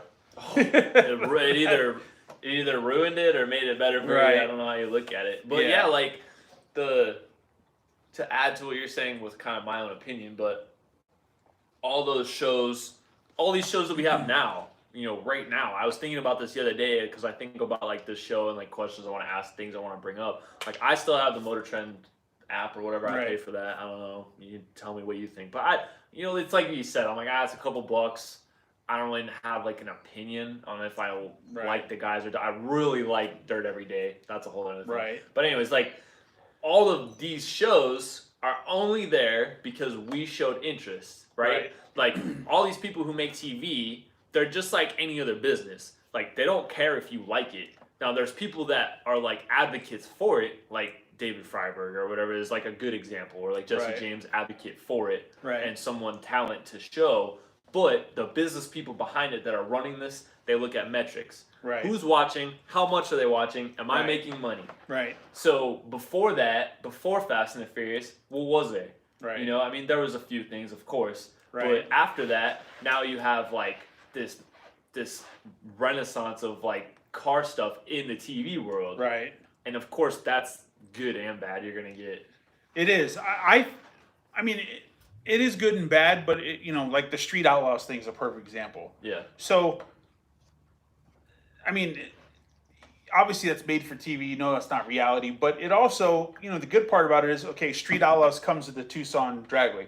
You get a whole different demographic of people who have, they drive a Toyota Camry every day. They take their car to the dealer every day, but they're fans of Street Outlaws. Yeah, Big Chief's the best. Right, exactly. Those guys are going to the racetrack and paying money out at the Tucson Raceway to come see all this stuff. That generates money for Tucson Raceway and lets them have more test and tune nights that we can go run on the track. Yeah. So I think there's a lot of benefits, that we see from that, and from bringing in a whole different demographic of people that help support that.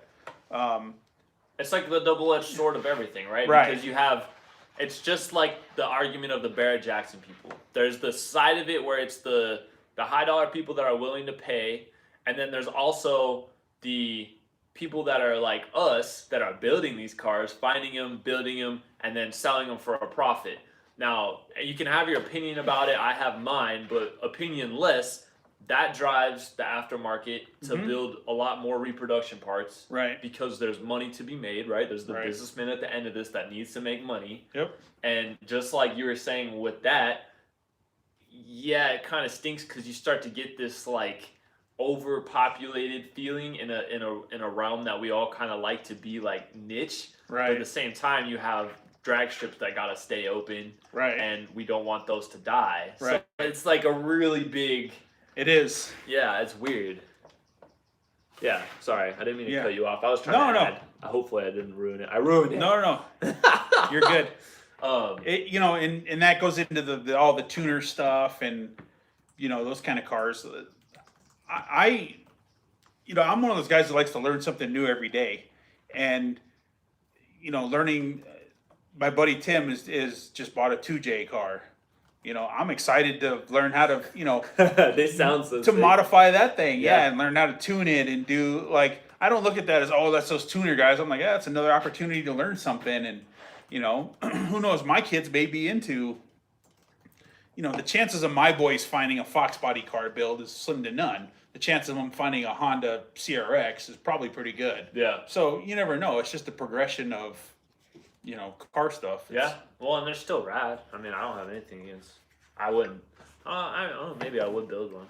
I don't know. But anyways, I mean, Yeah. I don't care.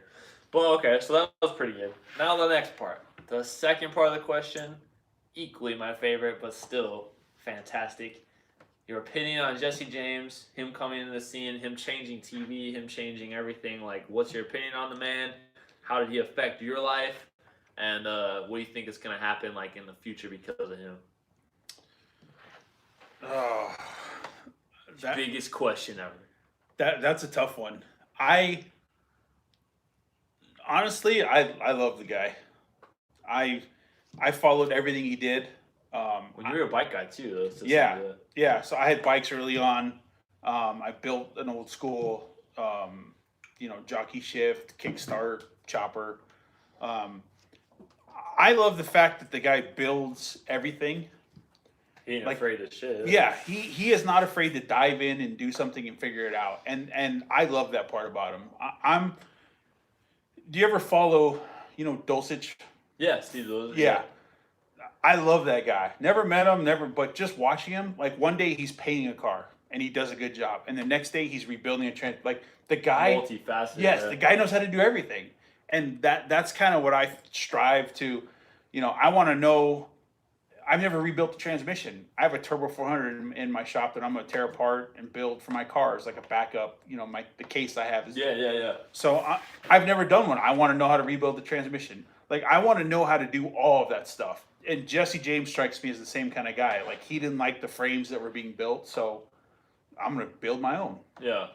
I know he's kind of a controversial figure because of his relationships and all the other stuff, but strictly from a guy who builds stuff, I love it. I love the fact that he pays homage to, the guys, he'll be standing there using one of his hammers and he's like, this hammer was, like he knows the history of his machine. This hammer built World War II bomber seats. Yeah. Some guy stood in front of this machine for 10 hours a day, hammering out seats. And, so I'm fascinated by that stuff. Yeah. And That's funny. That's like I think that's a big like point for me too that I thought was really cool about him is especially as he gets older, like he's just interested and intrigued by most everything and like mechanical and all that, but he's still kind of humble, but you can tell that he's going to get good at it fast. Like, Right. You know what I mean? He's one of those people that's probably just like, yes. gets good at it fast and then like he doesn't want to be shitty. He doesn't want to like, No. yeah. And that's pretty cool. I mean,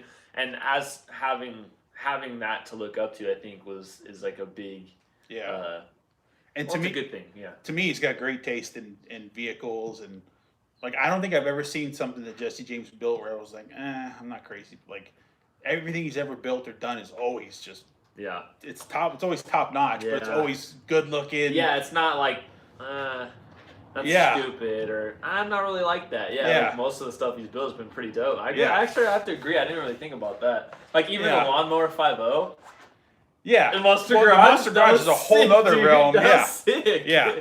But even like watching him build knives, making Damascus knives. I mean, I'm fascinated by that process. Yeah, How for sure. how much work goes into just having that finished product of a knife and Yeah. watching him make it. It's impressive.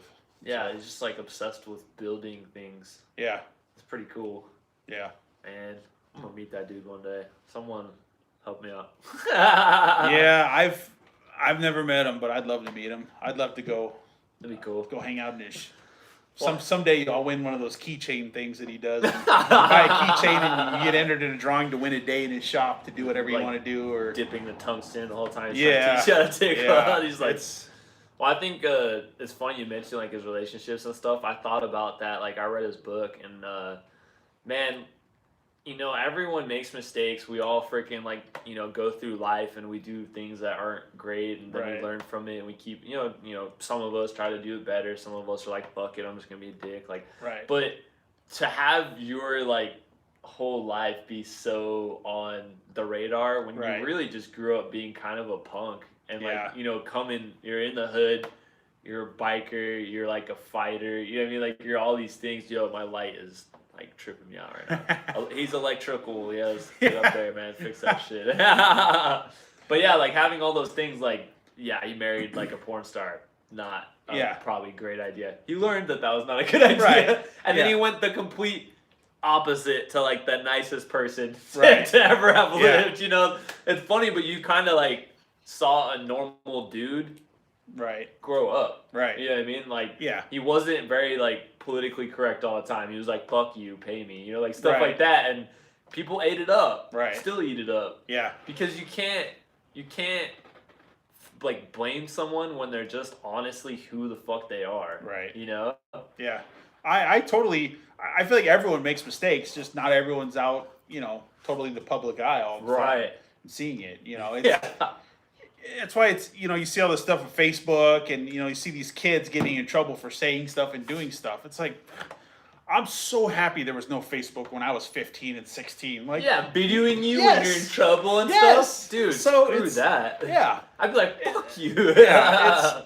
You have to be able to separate it. But yeah, I'm definitely a huge fan of all the stuff he does. The J Dog. Yeah, Man. Well, Yeah, let I'm me hit this fascinated by question right here. I don't know if this is for you or me or both, but I think it may be both. Budget build. Goal is road trips and burnouts. What do you build? I feel like I already know the answer. Well, I did one, but what would you build? Budget build, and you want to do burnouts, and you want to do a road trip. I'm saying like big road trip if we're doing it, man. Big long road trip. Long road trip. And we're talking budget build, like go buy a car, or like you already have a car, budget build, you need a motor. The world I is don't know. yours, man. What do you do? Maybe you already have one. Man, that really depends on what you want to do.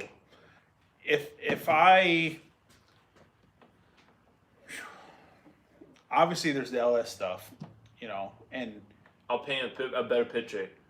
I'm gonna elaborate on the question my own way. It's you and your lady, no kids involved, and you guys got a month, and you're gonna go drive and around the nation. okay. I was already kind of thinking of this, was to throw you a curveball. Again, going back to my buddy Tim and all the research he's done, Yeah. listening to him, I'd probably go buy like a Lexus IS 300, one of the Lexus cars with the non-turbo 2J motor, What? or that type of thing. Dude, those cars were $40,000 brand new. They Yeah. can be had now. A one-owner car that's super clean inside, leather, heated seats, air conditioning, navigation, all that stuff. A motor that makes 330 horsepower stock. True. The aftermarket world is full of turbo kits and all kinds of other stuff for it. You could slap that on there and have a car that's completely dead nuts reliable, hauls ass. And again, you're traveling cross country, leather, heated seats. Yeah.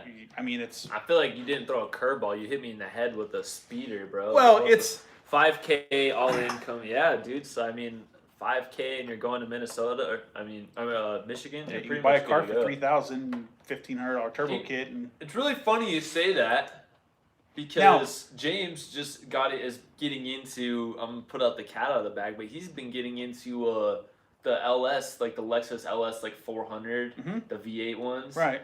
Like he's like all about them. He's trying to convince me. I'm not there yet, but Yeah, I am literally. I don't have one. My buddy Tim, who just bought a Lexus that had been 2J swapped, and that started because he wanted to 2J swap his Dart.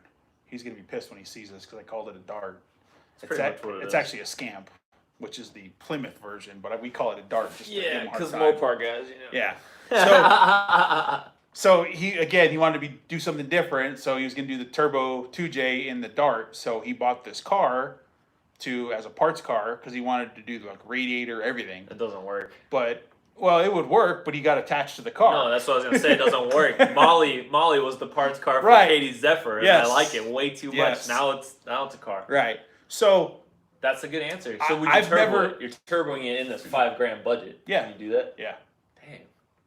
Yeah. What do they tune them with? Just There's stock ECU? AEM. There's any Oh, number it's of just the same aftermarket. as like a Supra. Yeah. Dang. There's all kinds of aftermarket. And again, I am just dabbling in this world, but Tim is like when he locks into something, he is like, yes, he will research it. Like if you asked him right now, he would tell this motor came from this year to this year. This is a good one. This one had the internals weren't as good. Like he is. Right. Yeah, this is the one you want turbo. So, the one you don't yeah. want turbo. And yeah, so yeah. like we'll be, we'll hang out Saturday, and then it gets to be evening time, and we'll sit out in front of the shop and just, hours on end just talking about this and that, and I've looked into it, just kind of dabbling, so I understand what he's talking about. Yeah, that way when And you looking say, around, like, and it really makes. I mean, you can buy a really nice a $40,000 Lexus when it was new. You can Yeah. buy for $3,000 from the original owner, super clean, and it was a 300 horsepower car to start with. And there's tons of It's not like you're reinventing the wheel. There's tons of aftermarket support, turbo kits, manifolds, all that kind of stuff. And that's some crazy technology on those year Lexuses too, because like James's car, like the fan is like hydraulic. It's not like it's like got hydraulic lines to it, and then like the steering wheel column is like electrically, like you can like telescope it in and out. It's like super luxury. I think he was the same thing. It was like 50, 40 or something, $50,000. He looked up like the ticket. Yeah, man, that's crazy. Yeah, I mean, that it's sucks, amazing but how if you bought one for 50, like, and now you're like, it is freaking crap. It's worth $3,000, but it's the same way with the BMWs and Mercedes. They get Yeah. to a certain point where oh yeah, they don't want to fix them, and you can pick them up pretty cheap. But it's the allure's gone, the newness, like the all the servicing It's- is expensive and right. it's done pretty much. It's prime picking for us, but anyone else who's paying the dealer doesn't want to mess with it. Yeah, he's saying right here, yesterday's Hoonigan episode had a Lexus LS400 or something like that. That's crazy, with some type of Chevy body on it. I don't know. Yeah, so I mean, there's got to be people out there messing with that. Oh, there definitely is.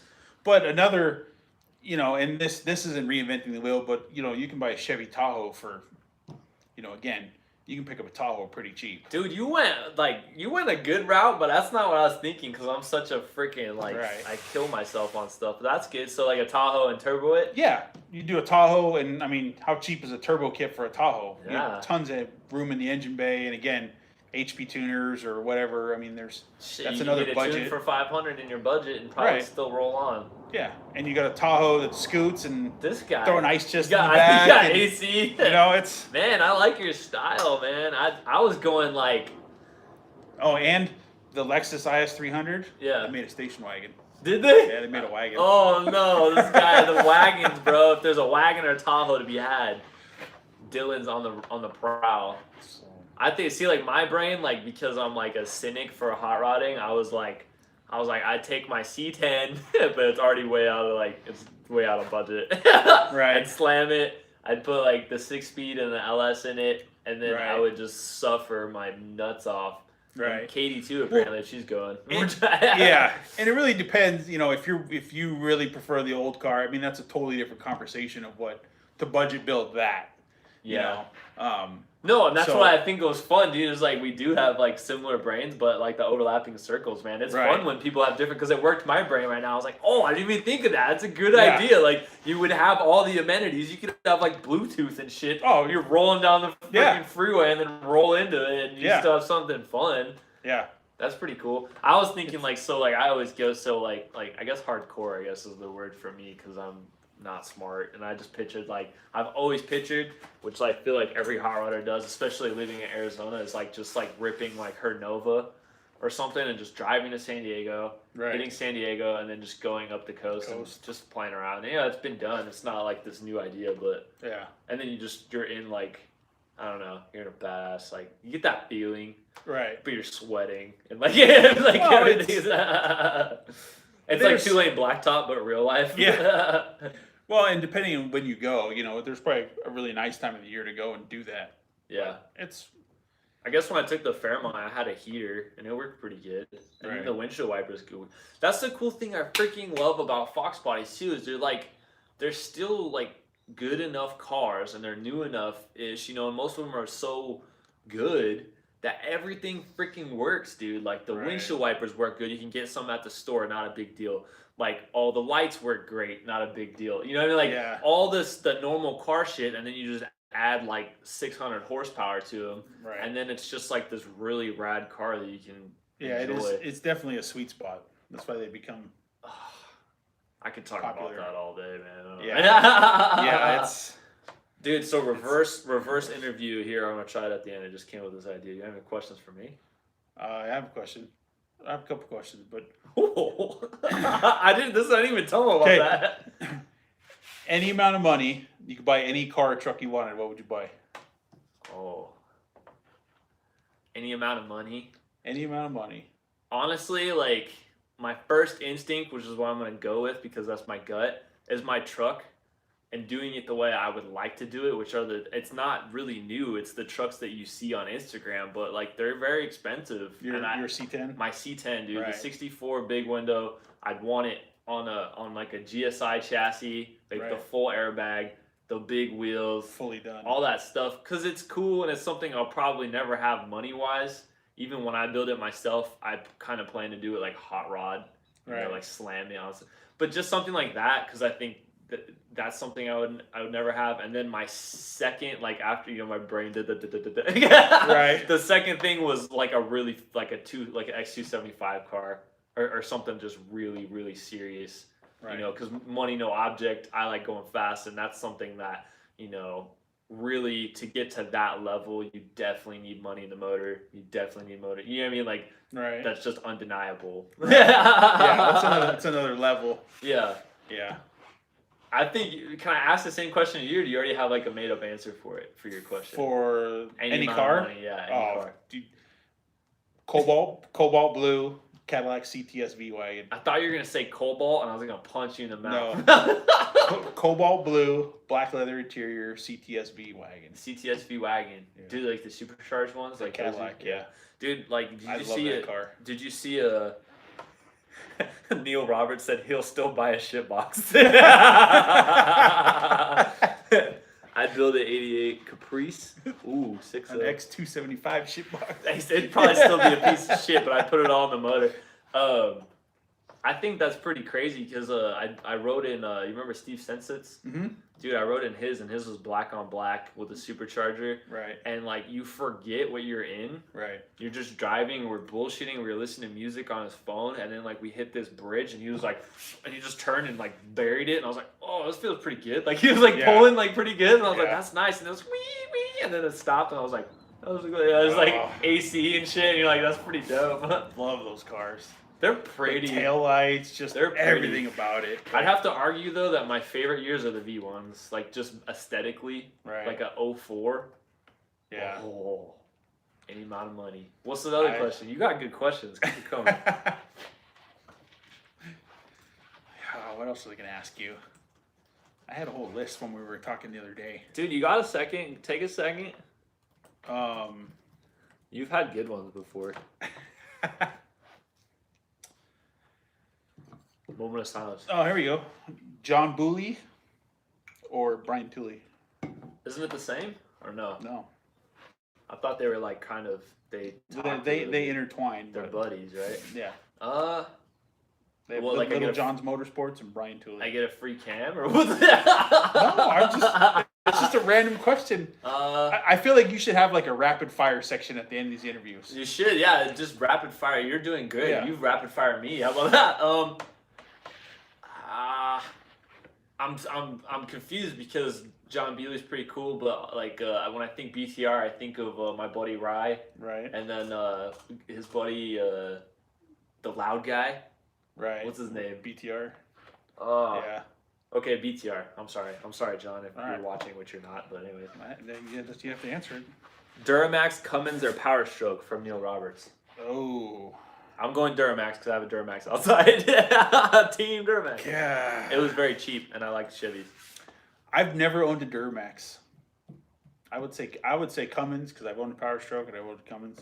Cummins, or I would probably go Cummins too. Yeah. I think the thing with diesels, I have no like hate.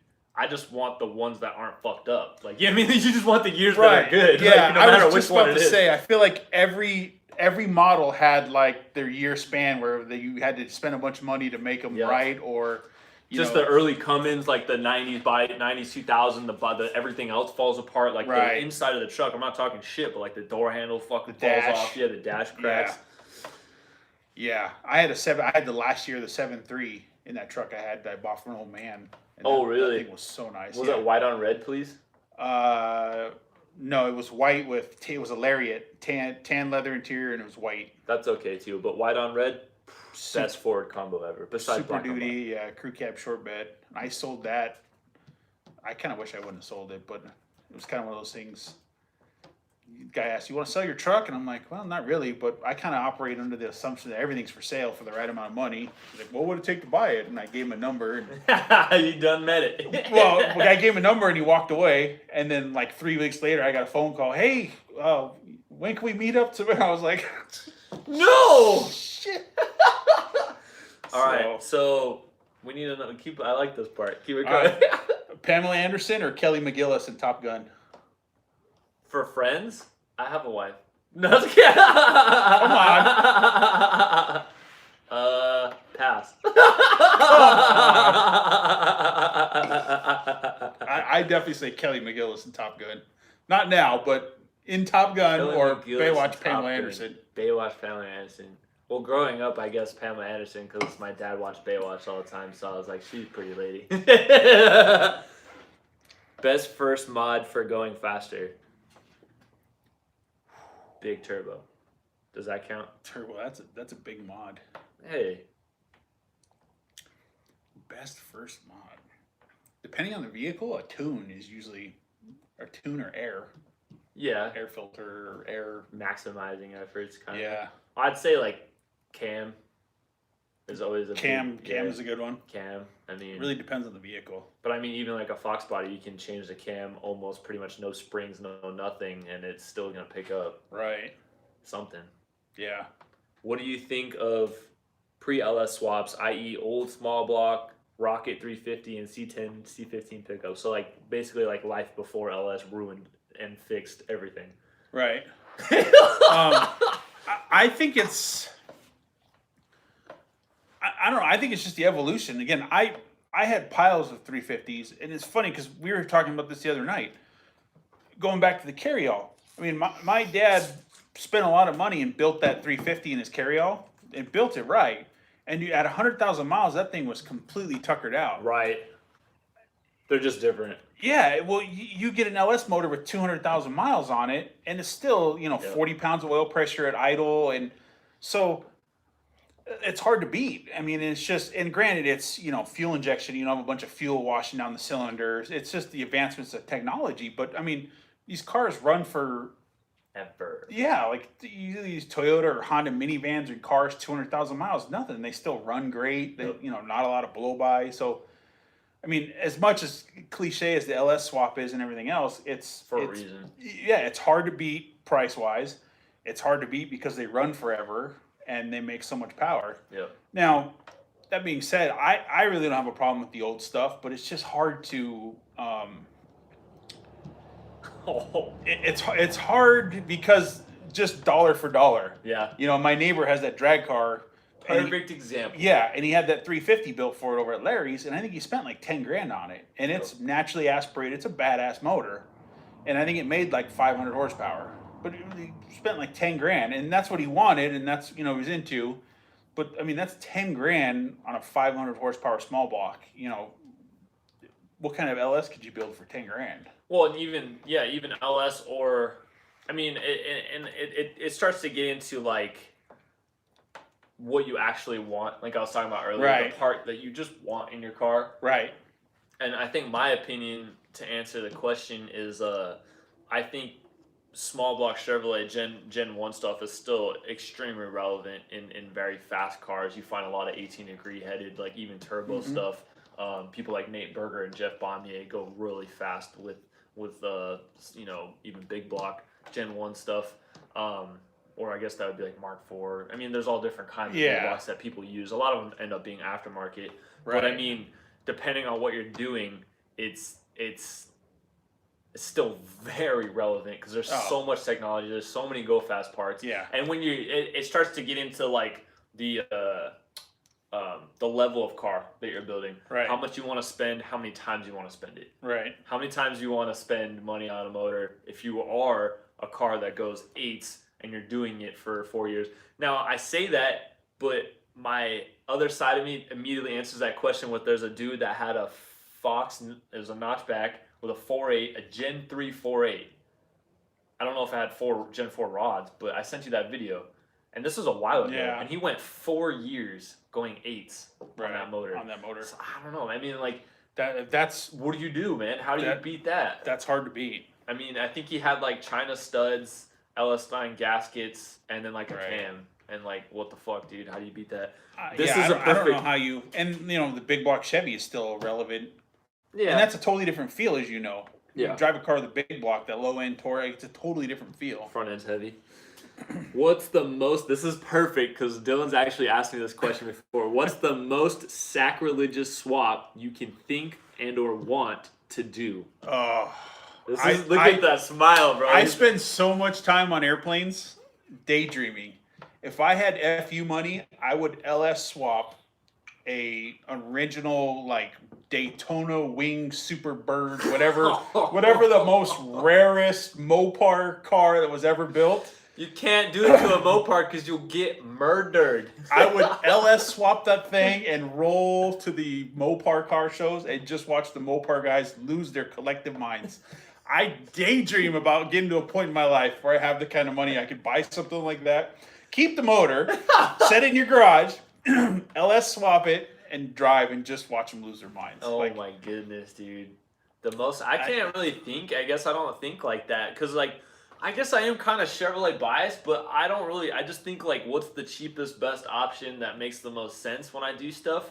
Right. But I did have a big block Chevy and a real GTO, and people really didn't like that I did that, man. I got a lot of hate for that. So I guess for me, mine would be when you put like a big block Chevy in a GTO, people get pissed. So I know that from firsthand experience. I would say that's an interesting question. I would say on the list, the Pontiac guys are probably right behind the Mopar guys. They're pretty high. I think it's because like Pontiacs can make good power, but it's very like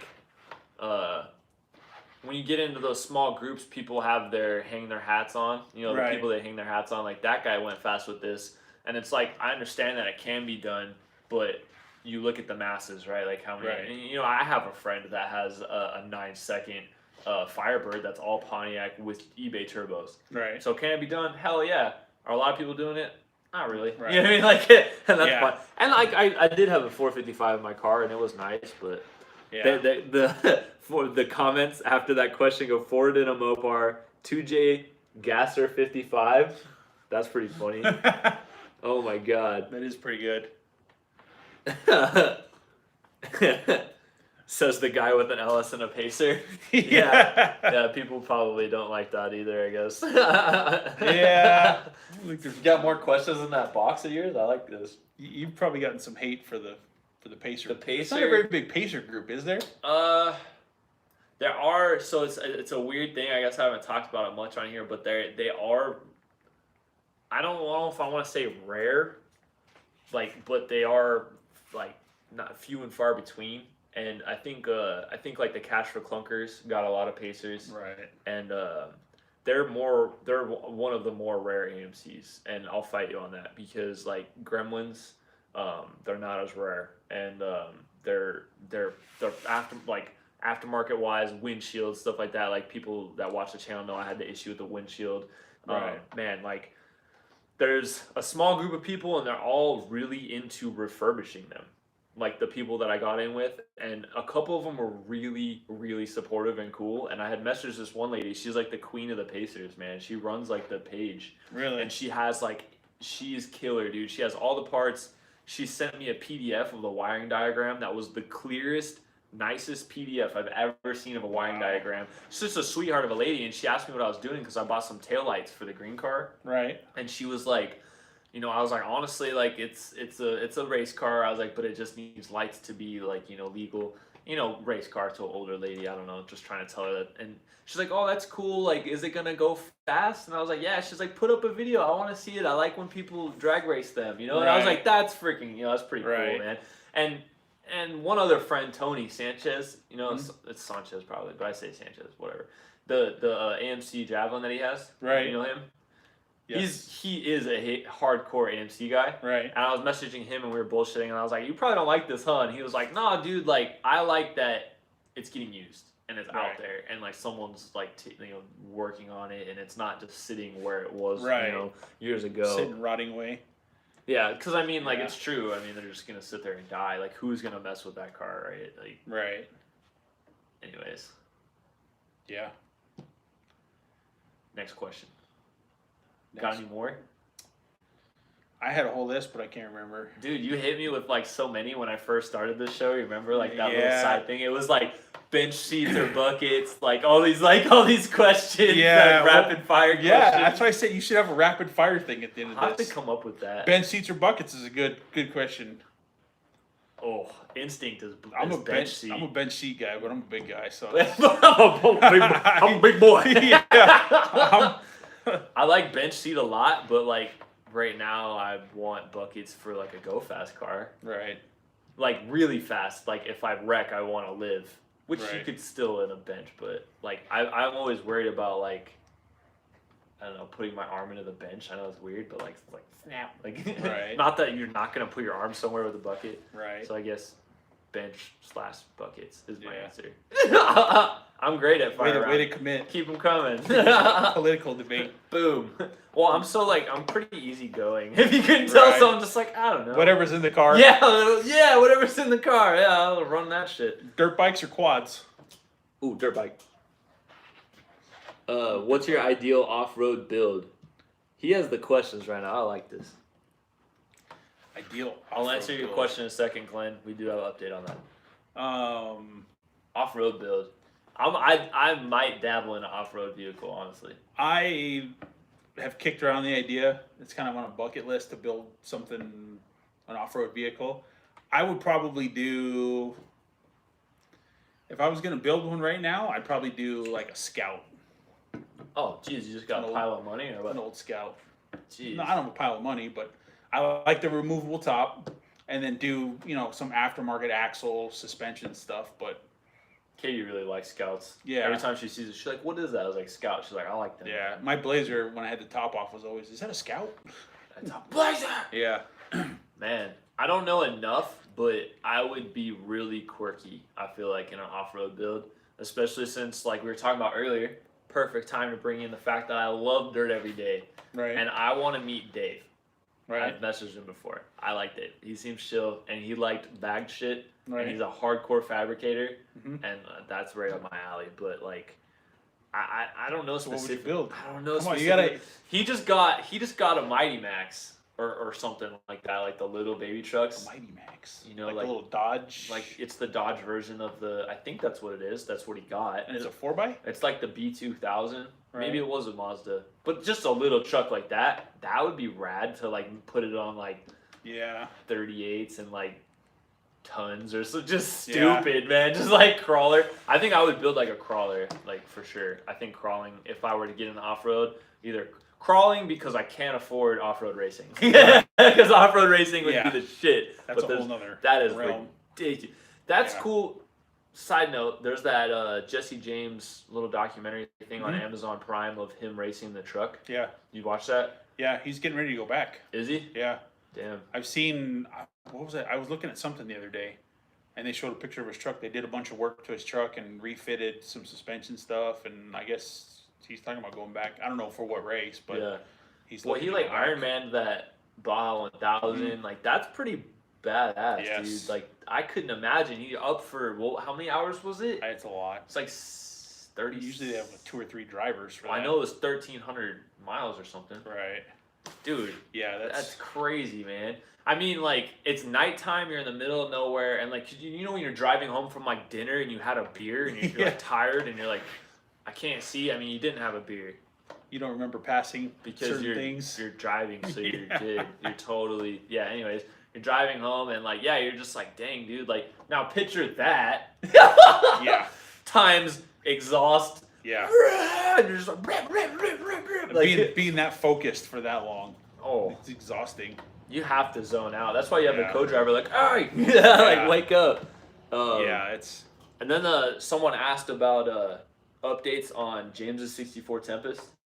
I don't know if you saw that. oh yeah. The budget L29. Uh-huh. So I was gonna get into making a video soon. James is gone right now, out of town, but he finally got a hold of the machine shop, which is like all our favorite place, right? The people that hold your parts forever. And that's been our biggest holdup on the build, honestly. I know you guys haven't seen anything. And what happened is he was trying to find something to pass on to you guys or pass on to like people that was like a viable, cheap option for springs to put on those heads. Right. And he ended up actually getting to the machine shop finally and like sitting with the dude, and they went through a bunch of different options. And really, the easiest thing that he could come up with is to buy the Beehive from Comp. Unfortunately, it's like $300, so it kind of, I don't know about, like, it's not extreme budget anymore at that point. Right. And so he's kind of bummed out on that. He has some stuff that he got cheaper, you know what I mean, which keeps his he's gonna have a closet full of stuff. It keeps his build cheap, but he wanted to do something to like be like, hey, look, this is something you could bolt on for a couple $100 or $100 or something.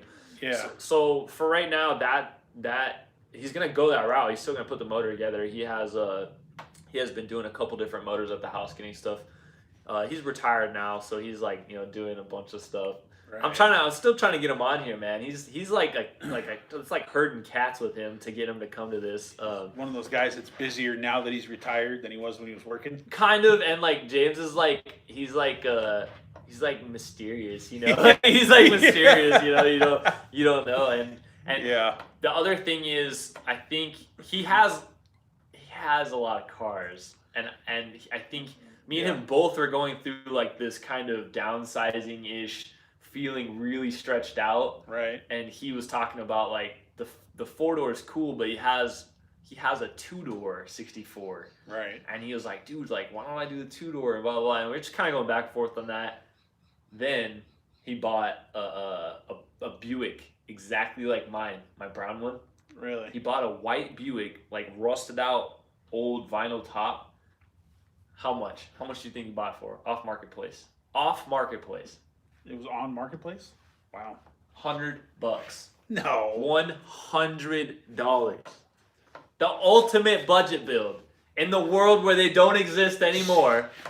How long had it been listed for? 5 minutes? Dude, I don't know how he got it. He said that like he got there and he was gonna like, he's like, dude, I almost gave him $200 just to hold it. He's like, but then I wanted like the $100 bill. You know, he's like, I wanted the $100 thing. Yeah. He legit.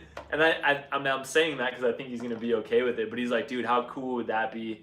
And so did he get a picture? Yeah, he has pictures. And then with the guy. Oh, with the guy? Yes. I don't know if he did. Yeah, he was doing that. Has to. Yeah, I know. Go back to him. I think he just wanted the car. He's just like trying to get the thing on the trailer. But I just took out a bunch of the stuff from the GTO, which should bolt up. So I have like the tank with the sump. Right. And then I have like my fuel system, which he probably has stuff, but I offered it up to him. I was like, hey, if you want to do that car, whatever you want to do, man, I'm bringing my freaking camera. We're going to wrench on something. So it's something still to come. Appreciate your guys' patience. You know, stuff like that takes time when you're trying to do something, specific and also kind of that hasn't been done before. Right. You know, it's so funny. It's such a car guy. You said you and James were feeling stretched out and like maybe getting rid of some vehicles and downsizing, and you're like, and then he went and bought this car and found it for $100. I didn't even notice that. The next slide was like feeling stretched out, feeling like we had too many cars, like it's time to downsize, and then he went and bought this Buick for $100. I don't know when I can't sleep at night from the anxiety, but yeah, it's a deal. It's so true. Dude, like, it's a sickness, man. Oh my goodness. Like, the funny part is I've stretched out so far with all the cars I bought from where I was like 3 years ago. Yeah. And now if you ask me, like, gun to your head, which cars are you letting go? I'm like, none of them. They're all, I'm going to keep them all. Like, yeah. I think the only one I could get rid of is, like, maybe my white Fairmont. No. Just kidding. I don't know. I remember a question I was going to ask you. A car guy, blessing or a curse? Blessing. Blessing? Love, dude. Just freaking makes me feel super happy. And like all of it. The process, the learning, the burning my hand, welding, like pipe, like the blowing shit up, the not going as fast as I wanted to. None of it matters just because I'm happy in my own skin. I'm happy in my own car doing it. I don't care what people say. I don't care about, like, that's why I'm cool with posting on here. That's why I'm cool with, like, people saying shit on Facebook. I don't care. Right. that's just who I am. Right. And that to me is like, that's a blessing because so many people don't have something like that. So many people they're not lost. They don't have something like that passion, that like, you can't sleep because you're thinking about it. Right. And like, even though it hinders some things, like, what a beautiful thing, right? Right. How about you? I agree. I think it's a blessing, but sometimes it's a curse. Yeah. You can't do that, right? You just said I can't do that. No, it's to me it's a blessing. I agree. Same thing. Like you think about it, and it's fun. It's a hobby. It's all that stuff. But it's also perfect example is I know people who you see these guys that'll change a CV axle in an AutoZone parking lot, and they'll hop in that thing and drive it to Texas, and the average car guy is like, well, I think I'm going to drive my my truck to Texas, and in the back of your head you're like, well, I haven't changed the U joints on that yet. Like you start going through the Rolodex in your head of I never did the U joints and I never checked the rear wheel bearings on that, and it's all stuff that'll probably be fine, but as a car guy, that's all you're thinking about the whole time. It's a deferred maintenance item in your head. Yeah, yeah. And you're like, that could break on the road. That could break on the road. And you know what it takes to fix it. And like, it gets in your head. As to where the guy that just swapped that CV axle and the other one's clicking, he hops in that car and mows to Texas. And is like, doesn't care. That's me. You need to let go of that shit. It's hard. You're right. The other thing is like, a perfect example. My wife wants a new minivan. Right. And I go look at these vans, and I'm looking at them, and all I can think of is, man, that's a lot of shit to break. Yes. Like, the power of this and the power of that, and all the other stuff. Like the average person is like, oh, this is great. It's got power of this and does all this stuff. Like they have no idea, totally clueless, and like they just enjoy all the options. Like the engineer that designed that van with all that stuff designed it for this person to enjoy it. Right. I look at that and I'm like, man, can you imagine what it takes to get into that power door system to fix something in there? Can you imagine what, stuff like that is difficult. Not okay. But that's why the newest thing I have is the Duramax, the Dirty McMax, and it's like still super primitive. Like, I'm cool with that, man. After that, what's the newest thing I have? Like the Camry, super primitive. Yeah. Dude, it's just, I'm that way for sure. Oh man, we got more questions. I don't mind this at all. Best radial slick brand. I guess that's kind of for me. That's definitely for you. I can learn something here. I've never bought one. Can't. For me, so far in the experiences that I've had, do you like how I answer that? Political Yes. as shit, because I don't know. From what I've learned, what I like so far is those Mickey Thompson radials. Any Mickey Thompson radial seems like you cannot lose. I've heard different things from the no prep surfaces, and that's something that I don't have killed yet. I'm not like perfect on the Beyond 1320 yet. Those churned pretty hard. They didn't really spin. They did that like churning, like they're like grinding. You know what I mean? Right. It's still kind of hooking, which they're trying. Which is kind of normal for like if you watch a car that has Hoosiers on it, you can see where like they have a line. Like you can see like a certain amount of tire spin is actually like put into the car on purpose. Right. So I don't know, but I mean, I really like those. If you're just like the somewhat average Joe and you want to go out and hook up at the track that's prepped, yeah, dude, radials all day long, and they work good. The ones on the Pacers old and they're beat and they work pretty good. I like those, and I have run the Hoosier QuickTime Pros a couple times, the bias plies, and I've run ET Streets. ET Streets were awesome. The QuickTimes weren't bad. The ET Streets seem to be the most popular one. ET Streets go way back, man. Those things are freaking like kind of. I think like during the whole streetcar DOT tire revolution that happened like in the 90s 2000s. Right. That was like the tire that a lot of people hung their hat on. Was like 1150 28 28 1150 15. ET Street. It's a DOT rated tire. You can drive it to the track. So I think that was that, and then the technology and the evolution of tires is insane in all racing. Not even just drag racing, just all over. It's freaking crazy. We got, what would you do with the Samurai off roadkill if you had it? The 440. Have you seen that one? The one they put the 440 in it. 440 swapped it. Yeah. They did something else. I don't know if I saw it. Like they did a second episode. I think I did Yeah, I watch don't. Samurai's cool. I've never even contemplated or even thought about a samurai because I just assumed I wouldn't fit in it. Yeah. So it's always been out of the question. I would for have me, to but say that was actually cool. one build that like I've seen him do, and like I was like somewhat like, damn, that's hacked. Like, I was like, damn, that's hacked. Yeah, there's. Have you seen that little short video of the dude and like his lady's getting weighed? It's like from some reality show, and she's like 800 pounds or something. He's big too, and he's like, damn. Like you see, that's like what I think. I was like watching that. I was like, damn, like that's just crazy. Yeah. Oh dang! I'm not repeating that, Neil, but I see you. Yeah, ET Street's definitely a good one, man. I like it a lot. All right, so I got a question for you, and then we'll kind of start to wrap it up, man.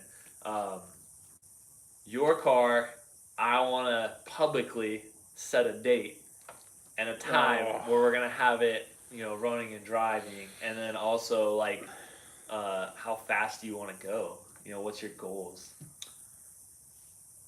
What's your initial goal, and then how fast you want to go? Like, if you want to go get ice cream, do burnouts, all that crap. As you well know, I struggle internally with this, and I go back and forth of, do I put a cage in it right now? Because eventually I want to go that fast, at least that fast at the drag strip. So do I take the interior part right now, do a cage, and do all that stuff right now, or do I continue with what I'm doing and at least get it running and driving, and then go down that path? Running, driving. Like I battle with that all the time. Do you want to hear my opinion? He's like, I do want to hear your opinion, definitely. My vision for that car when I got it was a hoop, driver hoop, bar, and 5-point harnesses with the stock bench seat up front, and then another hoop cage in the back with 3 harnesses in the back seat, so I can take all the kids somewhere and have 5-point harnesses, and a cage that's painted the same color as the interior and kind of tucked up nice, like Jason's. Yeah, like Jason's, something like that. It's kind of what I envisioned, but. And speed wise, like, did you even like have goals and stuff like that, or not really? No, I haven't even. That's fair. I haven't even. That's far. It's a lot. It is a long. It's a long ways away. Right now I just wanted. My goal is more.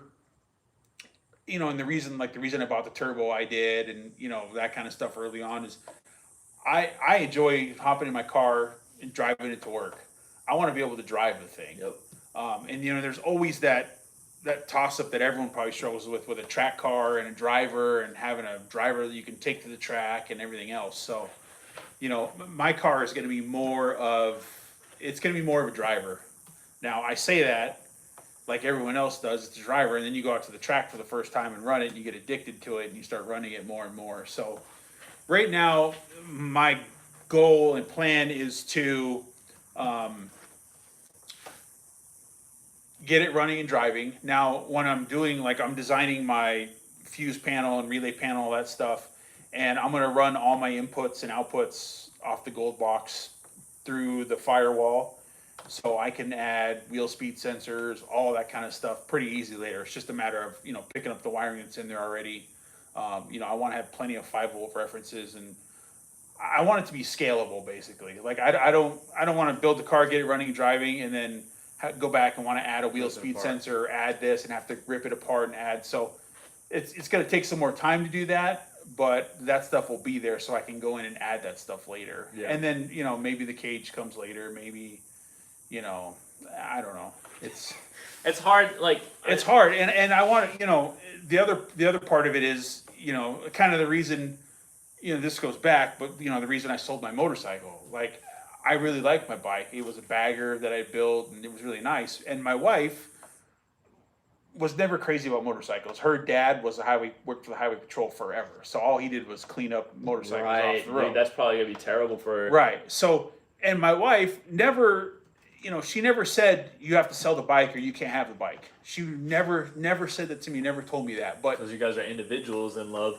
not telling each other what to do. Right. Anyways, she's always, look, she can be a pain in my ass like everyone else's wives can, but No, Yeah. she's great. She's awesome, and she never told me to get rid of the bike or anything else. But I could see when I left on that bike the look on her face of I hate sheer panic, I you hate know. this so And she much. hated it, but she loved me enough to let me go ride and do it, and believe everything was gonna be okay. But I couldn't, and after I had kids and everything else, like I just couldn't put her through it anymore. Right. So I sold it. So, I want a fast car, but I also, I have a family that depends on me, and so I want to be safe as well. So it's kind of that, that balance. So I don't know. I'd like to get it running and driving, and then maybe at least do a hoop that I can put seatbelts on for the front seats.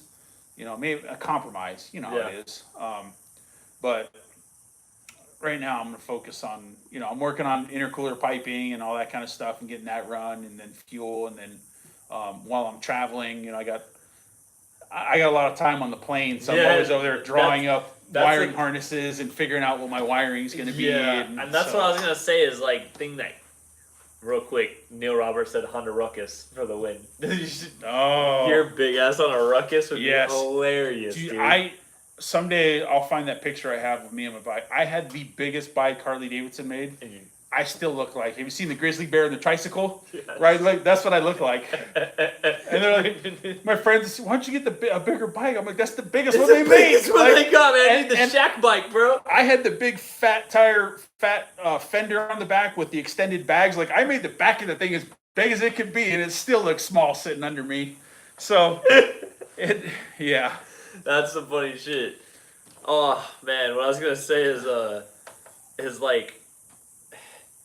It's good and bad to have you on, and I want to talk about like it's so easy to overthink things because you want your build. You see all this crazy stuff. You see like tube front. You see all this stuff that is really cool, and then you get back to like, what am I going to do with the car realistically in a month? How many times am I going to drive it? How many times am I going to take it to track? And those are the hard questions to ask. It's just like, what do I want to be when I grow up? Like, well, fuck, I don't know. Like, but you got to get out there and do it, which leads me to the second point, which is cage or no cage right now.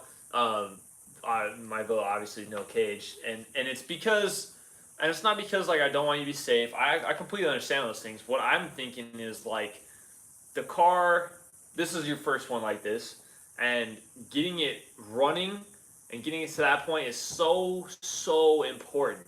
No matter what your build is, if it's a truck, if it's a freaking VW Bug, I don't care, man.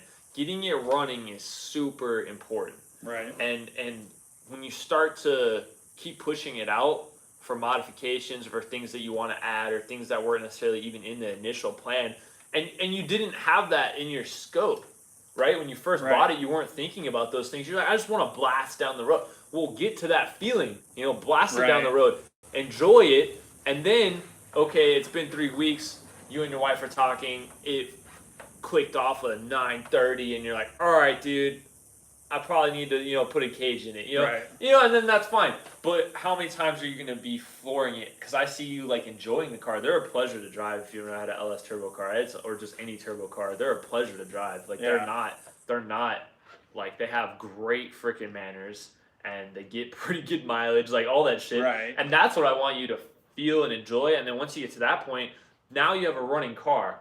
And now you take, it's just like for me, it's planes, right? Like I grew up like in planes, and you have deferred maintenance. You have things that you need to do, but like you take it down to do that thing, and then you put it back up. Right. Like, okay, this project I'm going to do, I'm going to get the cage stuff, I'm going to research how I'm going to do it, I'm going to do this and this, and then you rip the interior out, you fucking pound that cage in there, and you put the interior back in, and now you're blitzing again. You know what I mean? Like, you just keep, and it's actually kind of hard, even though it sounds easy. It's easier to, in your brain, your brain's like, nah, dude, like, I need to do all this now before the car's running, but like, even though it sounds backwards, it's 100% the right way to do it. Unless you're like you've built a lot of cars, and this is a dedicated car to meet a specific goal. Yeah, you need to build a chassis first, you need to do all that shit, but I think, exactly like Matt just said, doesn't have to be perfect, just get it running. That's that David Freiberger, which is true, and even I think plays and holds still here. And I think your car is going to be like really, really streetable. I picture me and you setting it up on like a 10-pound gate, and just getting used to driving it and just freaking enjoy. It's going to 10 pounds. You know, it's gonna roast tires. It's I gonna be know. a silly wagon. You're gonna take it to the car show, like Little Anthony's. Your boys are gonna be in the back, Right. and you're not doing 100. It's just as safe as driving the Suburban, because when you're with them, you may roll into it for a freaking second. Right. You know, the biggest thing would be you being in it, but Yeah. anyways, and I think that's, you know that, but you get away from it, your brain just starts churning and churning and churning. And you're Here's a perfect example. My turbo has a Boss already in there for a turbine speed sensor.